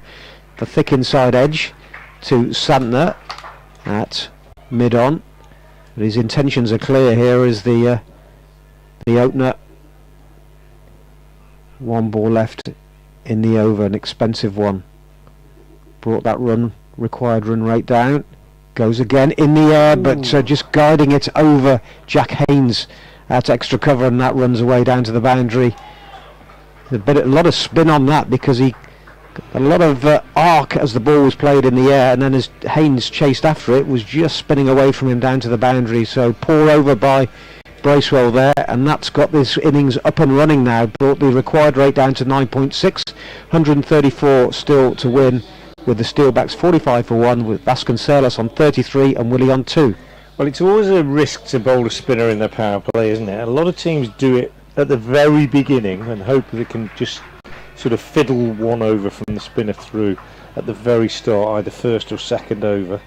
But giving Bracewell that responsibility in the 6th over, and I think a calculated gamble by the Steelbacks batsman, who would have said, right, we've got to try and go for this while there's only 2 fielders out, and Vasconcelos capitalised with 4 boundaries in that over, 18 off the over, 45 for 1 at the end of the power play. Worcestershire was 60 for 1 at the end of their power play, and the 5th bowler is introduced immediately, Mitchell Santner, to bowl from the New Road end. 2 left-handers in. He's going over the wicket, the left arm spinner, and he's bowling to David Willey now, and he is in and he bowls, and that first ball is short and hammered away for 4 by Willey through the extra cover region. Real loosener from Santner. If you haven't seen Santner, he's unusual left arm spinner, or any spinner, in that he drops his front arm incredibly early and almost bowls one-armed really, but still a fantastic practitioner. But this one is hit down the ground for 6 by Willey. Worcestershire are absolutely under the pump in the last 2 overs. 10 off the first 2 balls from Santner. Thought he might not have got hold of that one, and Kashif Ali at long off thought he was in with a chance of a catch, but it cleared him quite comfortably in the end. Steelbacks on the charge, 55 for 1. Santner over the wicket, bowls to Willey on the back foot, drives just a single this time.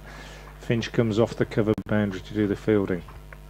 So the last 9 deliveries have produced 29 runs, and the Steelbacks, who were in a bit of trouble after 5 overs at 27 for 1, with Finch having particularly bowled well, conceding just 3 runs from 2 overs, but these 2 left-handers have got them back on the front foot, and Santner comes in and bowls, and Vasconcelos tries a switch hit, hits it away on the onside. D'Oliveira fires at the stumps at the non-striker's end. If he'd have hit, then I think Vasconcelos was on his way, but he didn't hit, fractionally missed the stumps, and Santner did the backing up and they got through for a single. So 57 for 1. This game is absolutely in the balance, and Santner to the left-handed Willey is in now and bowls, and Willey is beaten outside the off stump. Cox takes, dot ball. 1 ball left in the over. Lynn the man out, the dangerous Lynn, gone for 9. But since then, Vasconcelos and Willey have really hammered it. 32 added in next to no time. Santner over the wicket, bowls to Willey, clips away on the onside. He'll take 1, he'll come back for 2, or Willey, no he won't, because nobody is quicker into the ball than Pat Brown. Picks up on the run, fires the throw back to Cox. End of the over, 58 for 1, 13 runs came from it, and that's 7 overs gone, and the Steelbacks need another 121 runs to win off 13 overs. Well, it looks like it's not going to be Dylan 2 overs Pennington today, because he's coming on for his 3rd over, but switch of ends from the Diglis end this time. And it's, as we've been saying all afternoon, it doesn't look an easy pitch at all, but you've got to put the ball in the right place. and if you're dropping short as a spinner, then you're going to be put away. Well, he's got 2 men out this time at least, hasn't he, on the leg side? If he does drop short, he's got a man up at mid-on. 3 men back now. Bracewell coming down in front of us to find leg. So Pennington, a couple of... but with mid-off and mid-on up, I think he is going to be bowling back of a length. Running towards us, bright sunshine down the leg side, and well, Rob Bailey is staying consistent. That no signal there for a wide, which is very unusual. But yeah, not taken by Cox. Not too much of a sort of display of petulance from Willie, who probably recognises that he got away with a couple of those himself. Pennington's 2 overs so far, cost 12 runs. He's got that warning for running on the pitch as well. Willie, attempting to pull there. I think the ball came on a little bit quicker than he was anticipating, and it squirted instead of going onto the leg side to Kashif Ali at mid-off. Looked very uncomfortable there, Willie. That's a sign of this pitch just not being consistent. Looking at the bottom of his bat. 2 left-handers in now, Willie and Vasconcelos. This next one is slower, well bowled. Yeah, good delivery from Pennington that is steered to Pollock in the gully, and there's no run. So 3 decent deliveries by the tall, blonde, fast bowler. D'Oliveira just having a little word with him at the end of his run-up. D'Oliveira's at mid-off, right at the edge of the circle.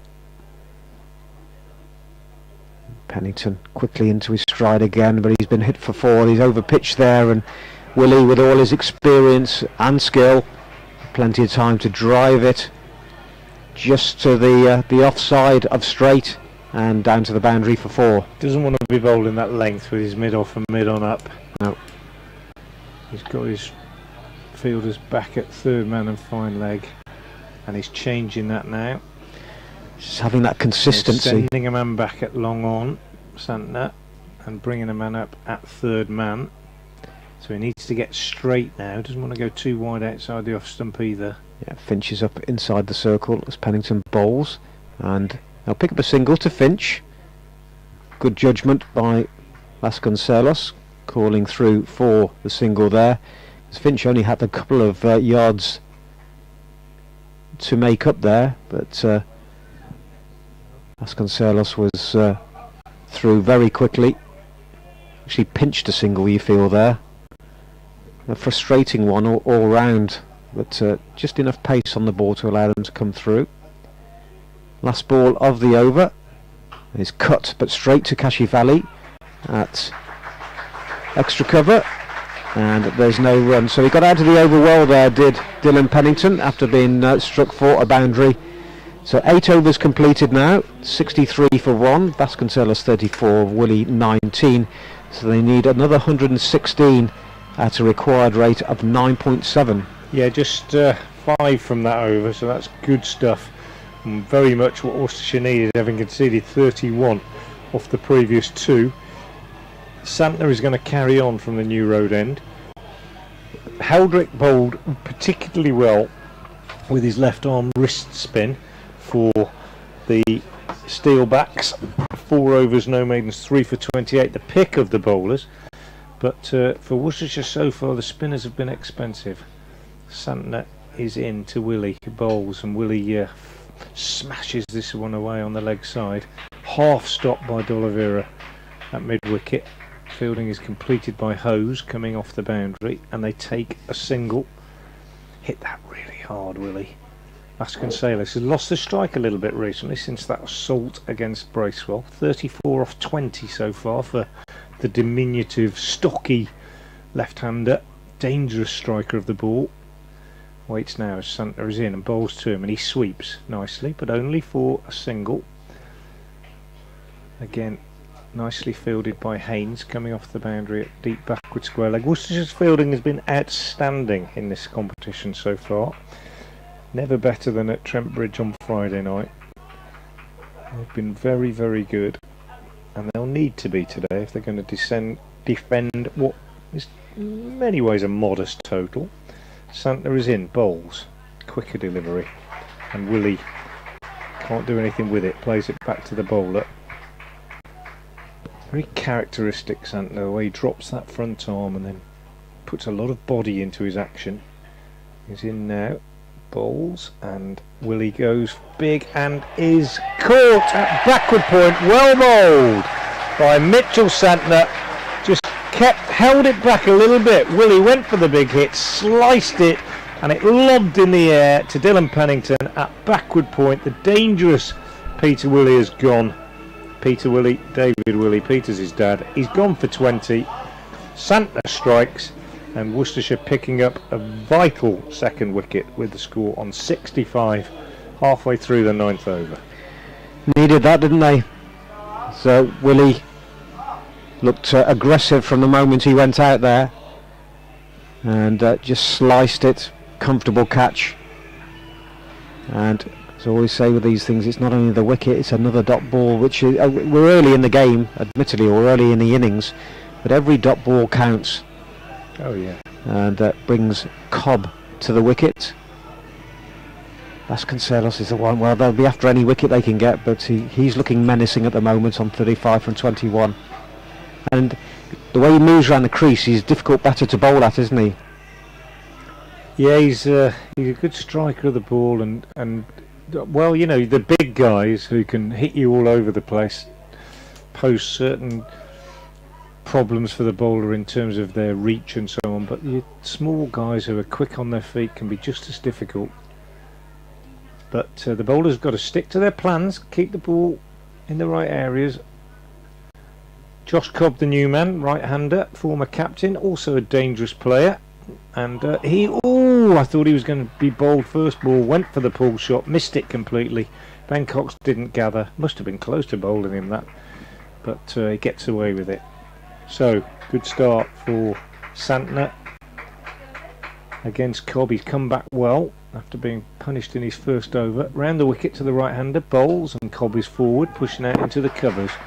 Haynes fields, no run. End of an excellent over from Mitchell Santner. Importantly, just 2 runs coming from it, and that really is the key. After those 31 came from 2 overs, with only 7 off the next 2, so the Rapids have pulled themselves back into it after that little setback, and the Steelbacks are 65 for 2 off 9. They need 114 to win at 10.4. Michael Bracewell coming back on at the Diglis end. The required rate is pushed up to 10.4. That's the difference a tight over can make. Get a new batter out there as well, but he'd be bowling to Vasconcelos, who certainly took a liking to him in his solitary over so far. So round the wicket and gets one to turn.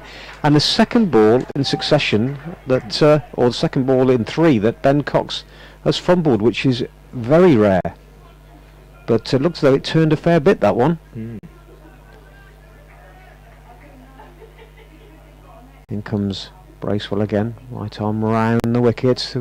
Reverse paddle there, which is played nicely by Vasconcelos, and it's gone for 4.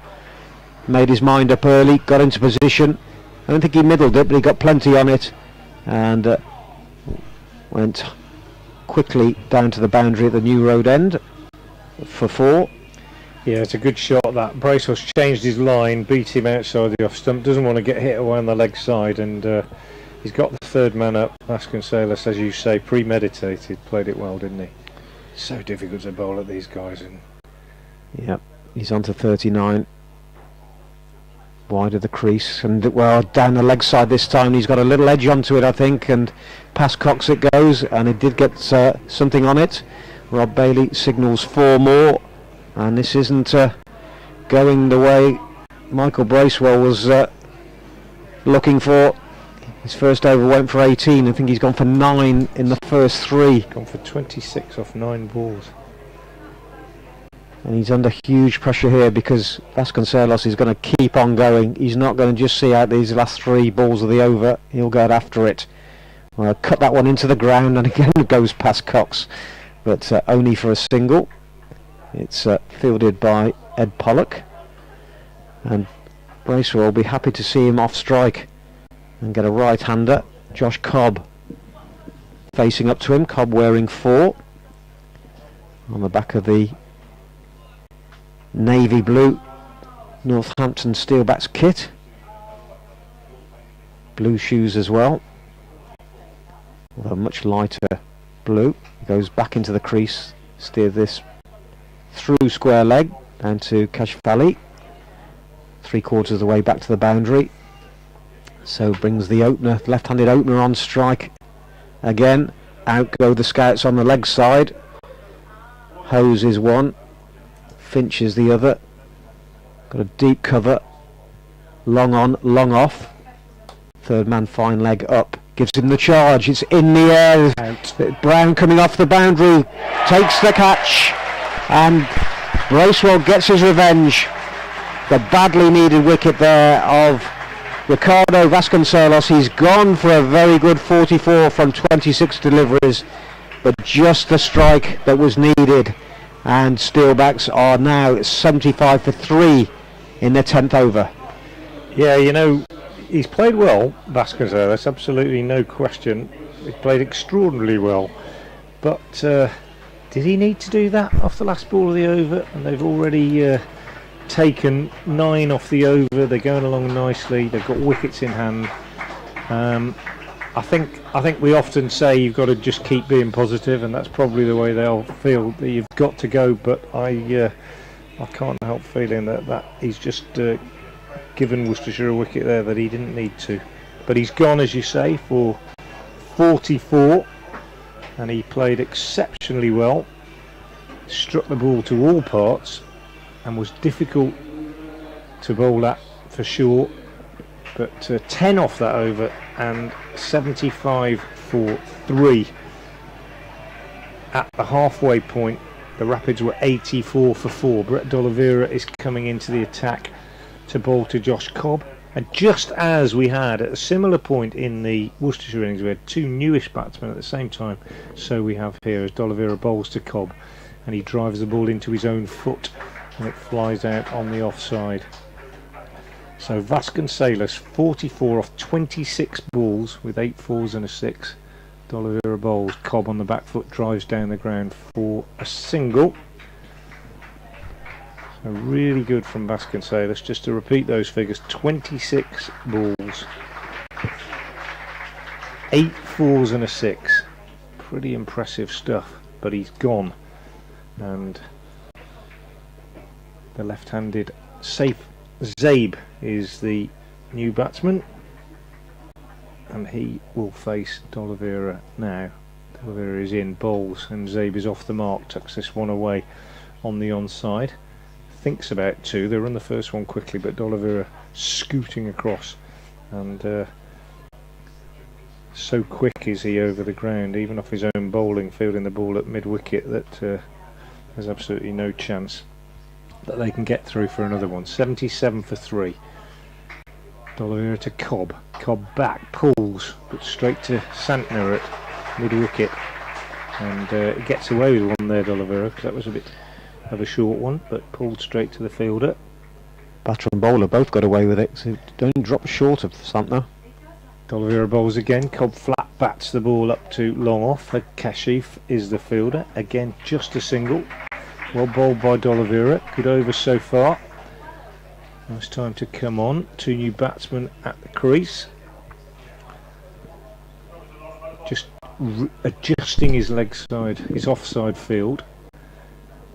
Pushing Finch a little bit further behind square on the boundary. Comes in and bowls to the left-handed Saif Zabe, who swings this away on the leg side. Jack Haynes fields it backward square leg. End of the over from D'Oliveira. Tidy one, just 4 runs coming from it. And at the end of 11 overs, the Steelbacks are 79 for 3. Got away with a couple, I think, in that over D'Oliveira there, that dropped short and might have been put away. But like I said, the batter might have also got away with one, because he didn't really hit it cleanly to the one that went to Santner and dropped short. But Bracewell's going to continue. 2 overs, 1 for 28. So a real bag of all sorts from him. He bowls to Zabe, and he'll pick up a single, just running the ball down to gully, a deep gully. Third man is, say it's short third man or deep gully, whatever your preference for the left-hander, but right-handed Cobb on strike, 3 from 7. Over the wicket comes Bracewell, and played fine, and so quick the outfield here. You'd have thought that Pollock might have been able to pull that one up inside the boundary, but it just raced ahead of him, and another boundary is picked up. It's like glass, isn't it? Once it gets beyond the square itself, it's very it's quite bare, the outfield, very light green as you get towards the boundary. So Bracewell's been put away for another fall.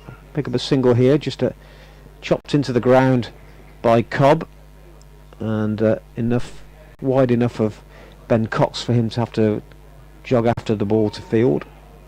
So 6 picked up from the first 3 balls of the over, 85 for 3. There's a left-handed Zabe on strike.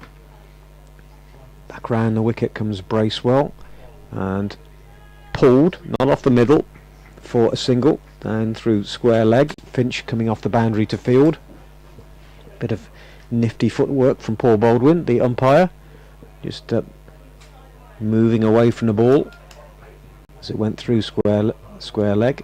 Staying at point for the right-hander as Bracewell comes over the wicket. Just a little subtle change in the field with Kashif Ali going a little bit squarer, and to the aforementioned Kashif, the ball goes very quickly, and he's able to restrict them to 1. Just picking up the singles. Well, we have had the 1 but 4 in the over, but the required rate is just pushed up to 11.3 now, and again the batter giving himself room there, cutting the ball through point, and they'll pick up 1 more. So Bracewell getting out of that over. 3 overs bowled by him now. He's picked up the 1 wicket. He's been expensive, but that one was a little bit tighter, say, apart from that 1 boundary. 88 for 3. Required rate up to 11.4, with 91 still required from the remaining 8 overs. Zabe has 5 and Cobb has 9. Yeah, 9 off that over from Bracewell, which doesn't sound great, but it's less than they need, which means that the rate goes up, and it's over 11 now. Santner is going to come on. D'Oliveira's ringing the changes, as he's tended to do throughout this competition, and pressure building slightly on the Steelbacks batsmen. Just feel that another couple of wickets in the next 2 or 3 overs would really put them under pressure. Josh Cobb could be a key man. Mind Zabe can score very quickly as well. McManus too, who's next in, gives it a smack. So does Taylor. Santner over the wicket bowls, and Zabe plays a very clever little reverse sweep, but although he plays it well, he only gets 2, because fielder out there on the leg side boundary. Finch, well, it's the offside boundary, it becomes the leg side because it was a switch hit, and he gets the throw back in. So 2 taken. Total goes up to 90 for 3. D'Oliveira going out to long on. Kashif being brought into the ring. D'Oliveira trusting himself out there at long on for the left-handed Zabe rather than Kashif. And Santner over the wicket to the left-handed Zabe again. He's in and bowls, and Zabe pulls, but he picks out Brown, who is so quick coming off that boundary at deep mid-wicket. Fantastic white ball fielder, Pat Brown. Absolutely brilliant. Quick over the ground, bullet arm, and they only get a single. Right-handed Cobb on strike. 3 men on the leg side boundary. Also a sweeper on the offside boundary and a long off. Santner round the wicket, bowls really slow to Cobb and really wide, too wide. Umpire Baldwin calls wide, but clever bit of bowling in many ways from Santner, certainly taking the pace off it, but just getting the line wrong.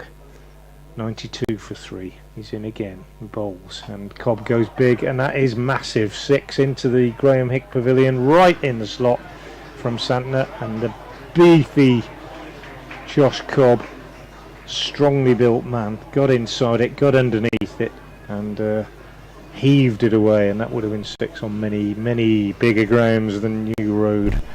First boundary for Cobb, first 6 for Cobb, he goes to 15. 98 for 3, the Steelbacks. And we are halfway through the 13th over. Further 81 required. Santner bowls, Cobb drives flat, straight down the ground to D'Oliveira at long off. Single taken, 99 for 3. 2 balls left in the 13th over. Cracking game building up here. It's going to be a good finish, I think. Big crowd, bright sunshine, and they're loving it. Santner over the wicket to the left-handed Zabe. Goes for the switch hit again, and he gets 4.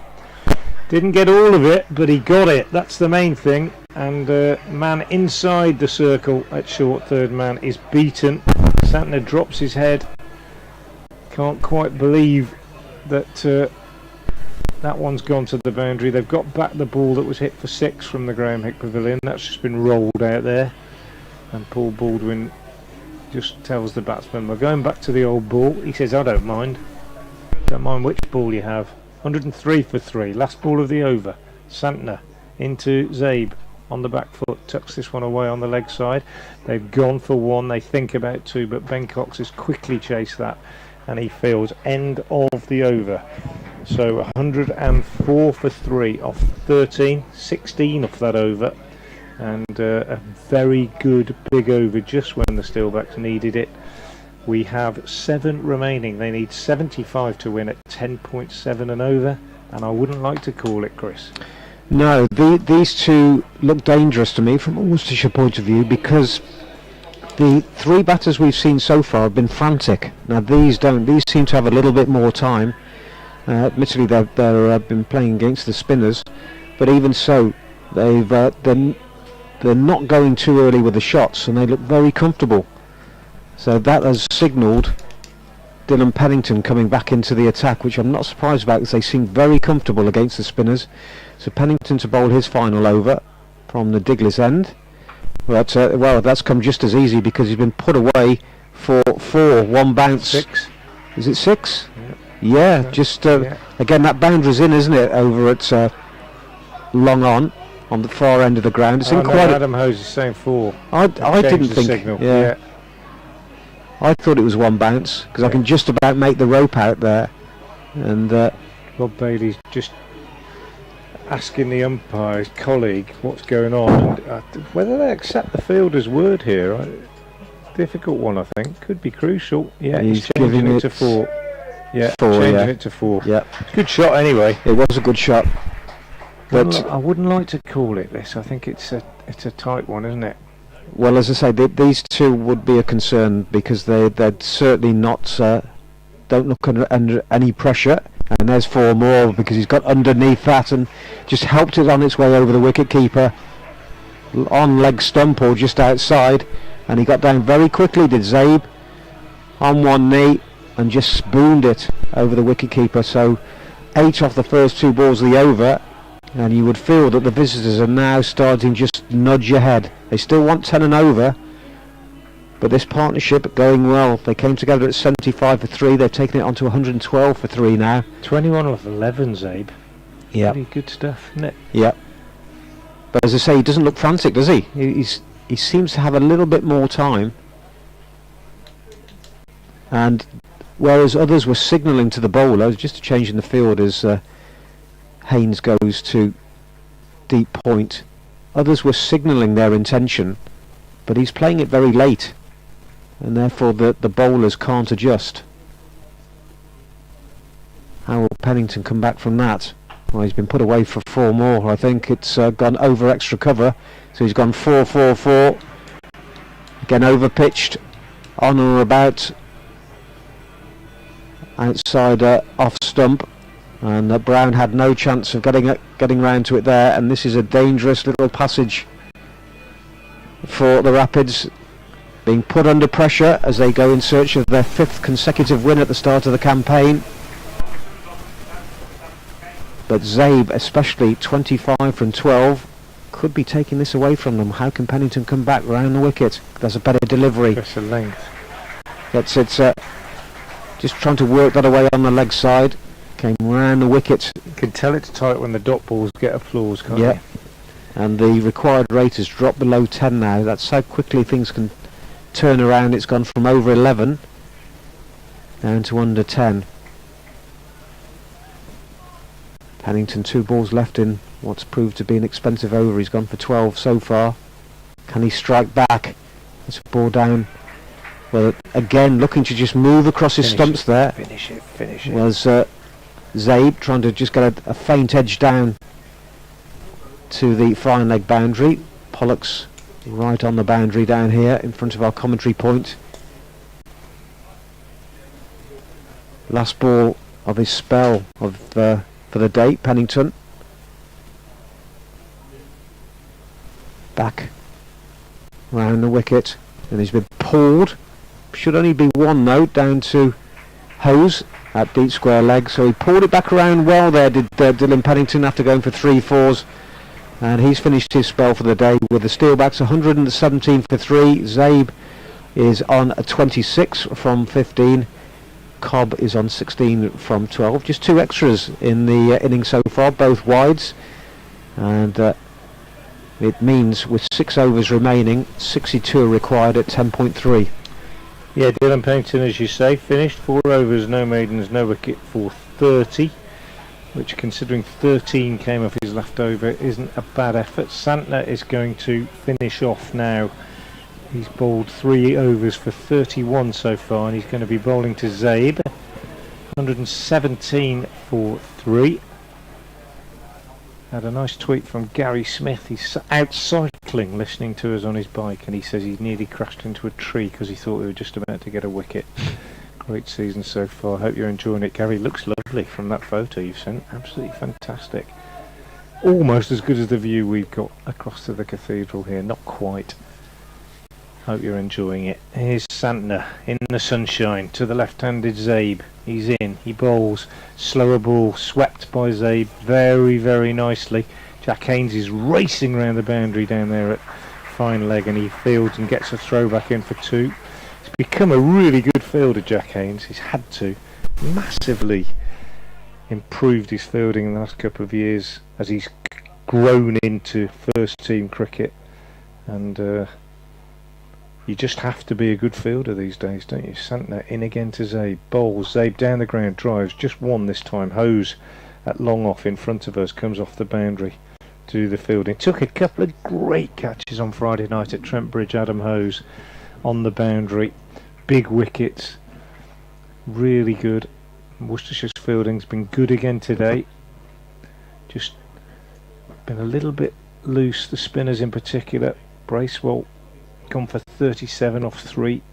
Santner in his 4th over. Hopefully his experience and his calmness will come to the fore. Going round the wicket now to Cobb, the right hander. He's in, he bowls, bit short. Cobb cuts. Will it be 4? It won't be 4, and that is because of that man, Jack Haynes.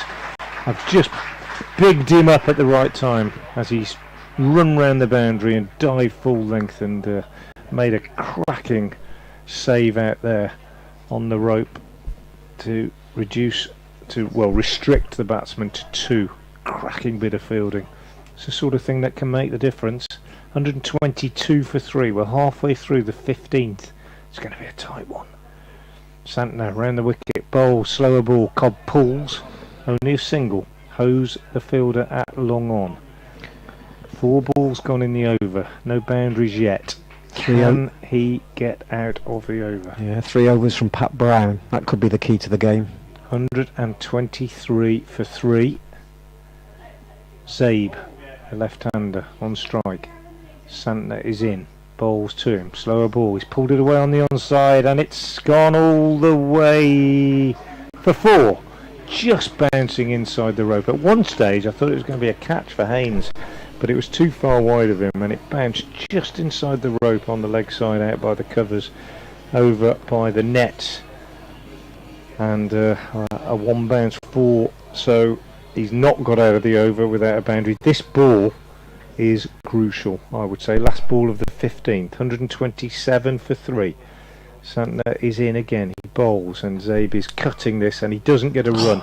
He does get a run owing to a poor piece of fielding from Dylan Pennington at backward point. In fact, he gets 2 straight to Pennington and straight through Pennington, and Finch covers behind him, but 2 runs that should not have been conceded there.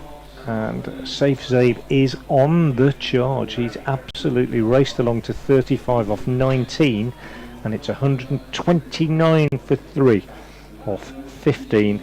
At this stage, Worcestershire were 124 for 5, so Northants are well ahead on the comparison. I'm a bit surprised that Bracewell's coming back on. Pat Brown's got 3, so he's not going to bowl out, is he? Pat Brown. He's gone I'm surprised that Bracewell's coming back on. Yeah, he's gone at 12, over 12 and over, and these two looking very comfortable. They look well set, and you would feel they're going to look to get after Bracewell here right from the first ball to put him under even more pressure. Well, let's hope his experience tells. It'll be Cobb on strike, and that's up in the block hole, driven for 1 to long on. So that's all I'll get from that. Haynes is the fielder over in the distance, the far end of the ground, the Diglis end.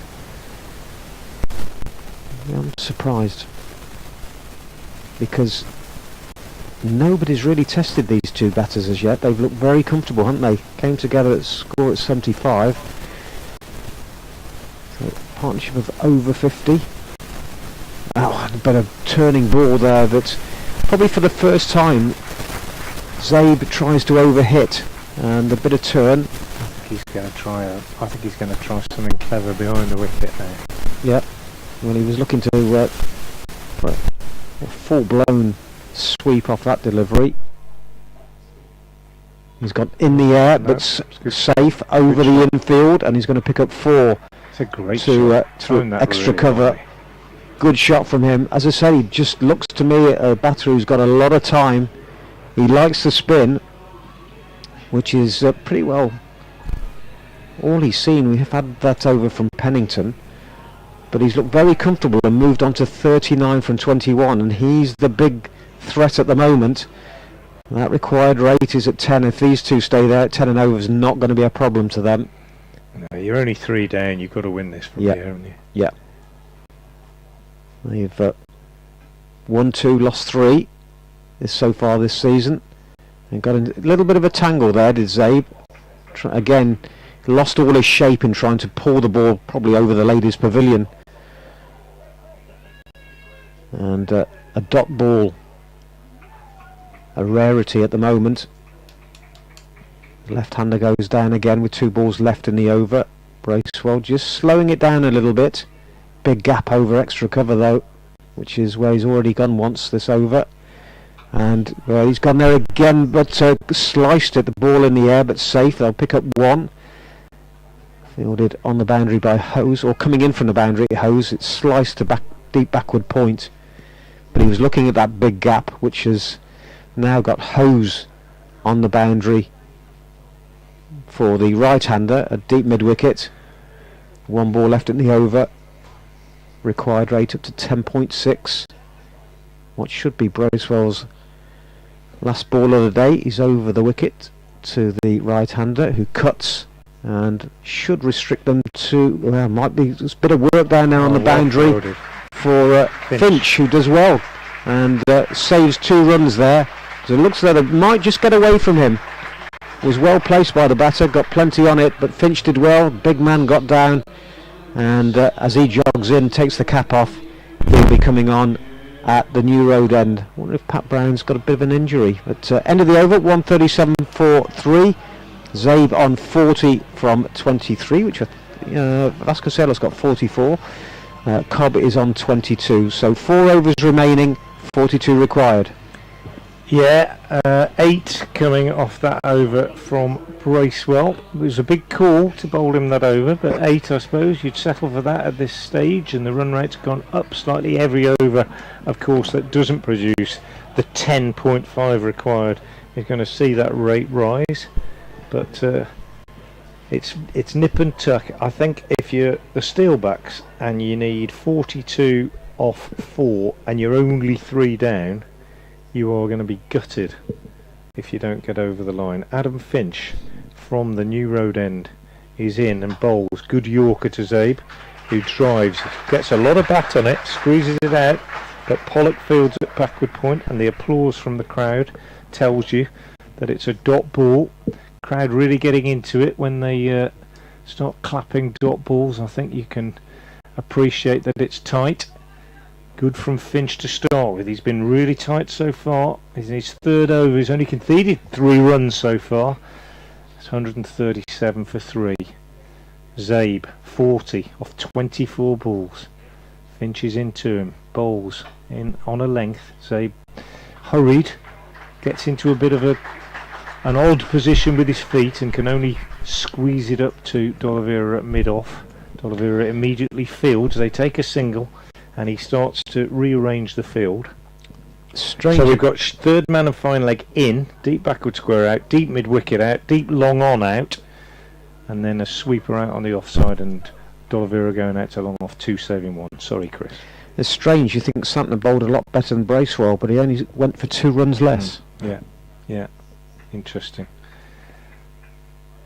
Bracewell 4 overs, no maidens, 1 for 45. Finch in, bowls to Cobb outside the off stump, dot ball taken by Cox. Well bowled Adam Finch, growing in stature, the young seamer in his 3rd over, 1 for 4 so far. Great time to bowl an over that only goes for 5 or 6. Slight change in the field. Haynes going back to long off, D'Oliveira coming into the circle so that he can have a word with his bowler. More of the same. Get the Yorkers in. In comes Finch. 138 for 3 to the right-handed Cobb. He's in. He bowls. He gets the Yorker in. Really well bowled. Cobb can only squeeze it up to long on for a single. Hose fields. Good stuff from Finch. Bowled Yorkers really well in the last game here at the end of the innings. Last game here against Leicestershire. Notably at the end of his spell came back and got the Yorkers in on a regular basis. That's what he'll be looking to do here again now. 2 balls left in the over. Zabe on strike. Finch in again, bowls to Zabe, slower ball, Zabe on the back foot, cuts it for 4, slaps it over extra cover. Should have gone for the Yorker again in my opinion, went for the pace off, didn't get it right, dropped it short, and Zabe inside it, slapped it with a flat bat over extra cover, 2 bounces for 4. This ball becomes vital now for Finch. Such a good over up to that point. 6 runs have come from it. Needs to be not a boundary. He's in again to Zabe, and again he goes slower ball. Zabe cuts. This time he'll get 2. Santner the fielder out on the cover boundary, fields. So well bowled Adam Finch. 2 runs coming from it, 8 off the over, 145 for 3. Not bad at this stage. 3 overs remaining. And the rate is up over 11, 34 the target. What we don't need is a big over, and it is Pat Brown coming back. He's going to bowl 2 of these last 3 overs, you would imagine. Zabe 47 off 27, Cobb 23 off 18. I still say that if you lose this, if you're the batting side, when you're only 3 down, you're going to be kicking yourselves all the way back to Northampton. Hugely, especially the fact that these 2 have put on 69, no 70 now, that single there, so they've really pulled things round for the Steelbacks. Brown was expensive in his first over, needs this big second spell. He might pick up a wicket here. It's gone high in the air and the catch is taken, and Bracewell takes it.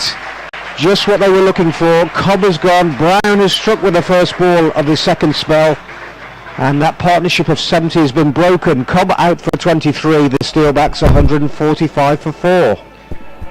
Yeah, well bowled Pat Brown, banged it in short, quickish delivery, on Cobb quicker than he expected, top edge, and Bracewell running back. They're never easy running back. He's fielding inside the circle at short fine leg, running back, kept his eye on it, took the catch, and then turned and theatrically held out his arms and enjoyed the applause of the supporters in the seats behind him. Nice moment for him, nice moment for Pat Brown. Brings out McManus to the crease. Dangerous McManus, wicketkeeper. Busy, likes to put bat to ball. Quite a dangerous batsman. And, well, he's under a bit of pressure, to be fair. In comes Brown, and I thought it was going to be a dot ball there as Brown dived on the drive that was returned to him, but just deflected it, and unfortunately from a Rapids point of view they picked up the single, but more importantly Zabe now is the man on strike. That's the they key, could have done isn't with it? just McManus being stuck at the striker's end, but a bit of pressure then that perhaps Zabe hasn't been under up until now, going nicely with Cobb, that partnership of 70. Just a change in the field with Pennington being brought up at fine leg, Bracewell being pushed back at third man. But Brown running towards us. Ball's full length and it's off a thick outside edge, but down to third man. Thought it might have been a little bit finer than that, so a bit of a result there for the Rapids in terms of a single conceded rather than 4 and bringing McManus on strike. So halfway point in this 18th over. Cobb 23 from 19 balls, 1-4-1-6. It's the last man out. Can Brown keep it tight, keep the pressure or build the pressure on these two batters? He's in now short of a length wide outside the off stump, but not sufficiently wide for Rob Bailey to call it. In fairness to the umpires, they've been consistent. They might have been lenient, but they've been pretty consistent. Very often anything slightly wide and the umpires are quick to give them. That required rate is pushed up to 13.5 now with 2 balls left in this 18th over. Pennington's back on the boundary at third man. Fine leg is up. Got long on. It's Brown bowls. This is in the air. There's a fielder out there. It's not going to. He's hiding from the sun. And it's gone all the way for 6, I think. 6. Hose, I think it was Hose who lost it in the sun. Santner. 4. It's been given as a 4. But looking right into the sun there, I think that was a chance under normal circumstances. But as he came round and looked up, he put his hand up in front of his eyes and then overran it by a yard or so. Well, if it's 4, then you've got to put it down as a catchable, haven't you? Yeah, that could be very costly. But in fairness, if you're looking in the sun, there's nothing you can do about it. Brown to finish off the over. It's in the air. Should be a wicket here. Cox is looking to get underneath it and drops it, of all people, Ben Cox, and they've come through for a second run as well. Never looked comfortable there, did Cox. He was running away from the ball, whereas a fielder inside the circle who would have been running towards the ball, Cox running away from it, and 2 big misses there at the end of that over that's cost 6 runs. And not only did they not take the wicket, but it would have been a dot ball as well. So 2 overs remaining, 26 required at 13. Zabe still there on 48. He'll have strike at the start of the new over. McManus, well, he's had some luck. He's on 7. Yeah, that was unfortunate, wasn't it, that one, really? I think Pat Brown will be pretty annoyed about that. I think Pennington should have taken the catch, personally, running in, but maybe you leave it for the man with the gloves on. But Cox they practiced them for hours, but he got too close to it. Couldn't have his arms extended, and it ended up hitting him on the shoulder. So Adam Finch will bowl the final over from the New Road end, and he's in now, and he starts to Zabe, who chips him over mid off the 4. Initially it went up in the air. We thought Hose might be in with a chance of a catch. Didn't quite get the Yorker right, and Zabe has moved to 50. key innings. I think he's going to win it for them. 52 off 29 balls for the left-hander, and I think they've got to get him out. It's as simple as that, because otherwise he's going to win it. And he's played absolutely brilliantly. There's Finch into him, bowls, gets the Yorker in this time. Zabe drives it, only get one this time, up to Haynes at long on. It's going to go all the way, this, isn't it, I think? Yeah. Finch in his last over, his figures are going to be extraordinary, whatever happens. He's conceded just 11 runs so far in his first 3 overs. Those 5 so far in this one, and he's going to be bowling to the new batsman Lewis McManus. 3 men out, 4 men out on the leg side boundary. Finch needs to get his line right. He's in, he bowls, and McManus flashes him through the covers for 4. Didn't get his line right. Full and wide outside the off stump. Cracking shot. I think this is just slipping away with those 2 missed opportunities in that last over from Pat Brown. 162 for 4, 17 required off 9 balls. You've got to say it's still tight, but with 6 wickets in hand, you'd be pretty disappointed if you didn't get these. Finch, what's his response going to be? Can he get the Yorker in? He's in, he bowls, it's outside the off stump, it's left alone by McManus. Extraordinary at this stage. And they think about running a bye with the ball having been thrown back by Cox, but I think it's probably a dead ball having settled in the keeper's gloves. 162 for 4, 8 balls left. Pressure's going to be on Brown in the last over. It's going to be tight. 17 to win, 8 balls to go. Every ball is an event. Finch from the New Road end into McManus, bowls, gets the Yorker in. McManus drives it, well fielded by Haynes, moving to his left at extra cover. 1 run taken. This ball is huge, absolutely huge. 16 required. If he bowls this ball and it doesn't go to the boundary, then Pat Brown's in with a chance. It's going to be a tight one, a really tight one. Left-handed Zabe on strike, 53 not out off 30 balls. Finch is in, bowls to him, and it's flicked away down the leg side, but it's only going to be 1. Really well fielded by Pat Brown, sliding to his left down there. Excellent stuff, well bowled, Adam Finch. End of the over. 164 for 4, 15 required off the last over. And well, I'll say it again, I wouldn't like to call it. Worcestershire were 166 off 19. The Steelbacks 164 for 4 off 19. So 9 runs coming from that over, 15 required off the last one, and Adam Finch finishes with figures of 4 overs, no maidens, 1 for 22. Well bowled, the young man. Really got away with that last delivery, didn't he? Just needed a tickle on that. It's just some news that's just come through regarding the Ashes series. Jack Leach has been ruled out of the series with a lower back fracture. Wow.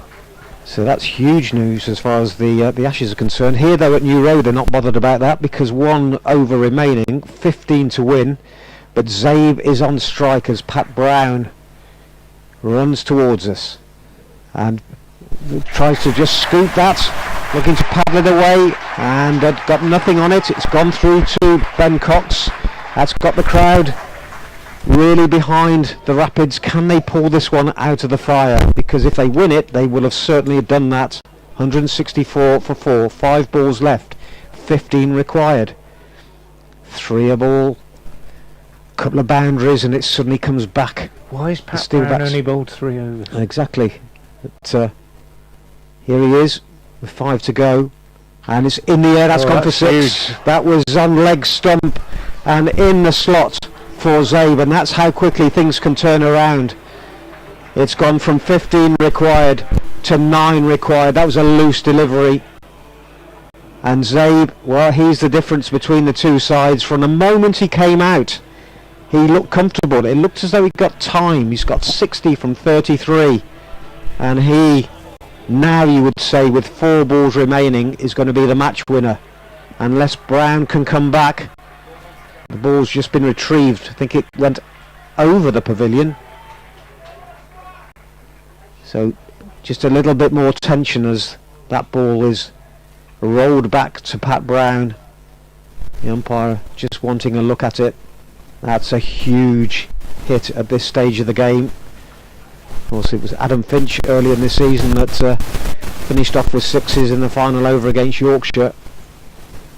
Can Brown come back? Can he get rid of Zabe? That would really set it up. And he bowls. It's in the air again. In the air. Fielder underneath it. Can he take the catch? No, he can't.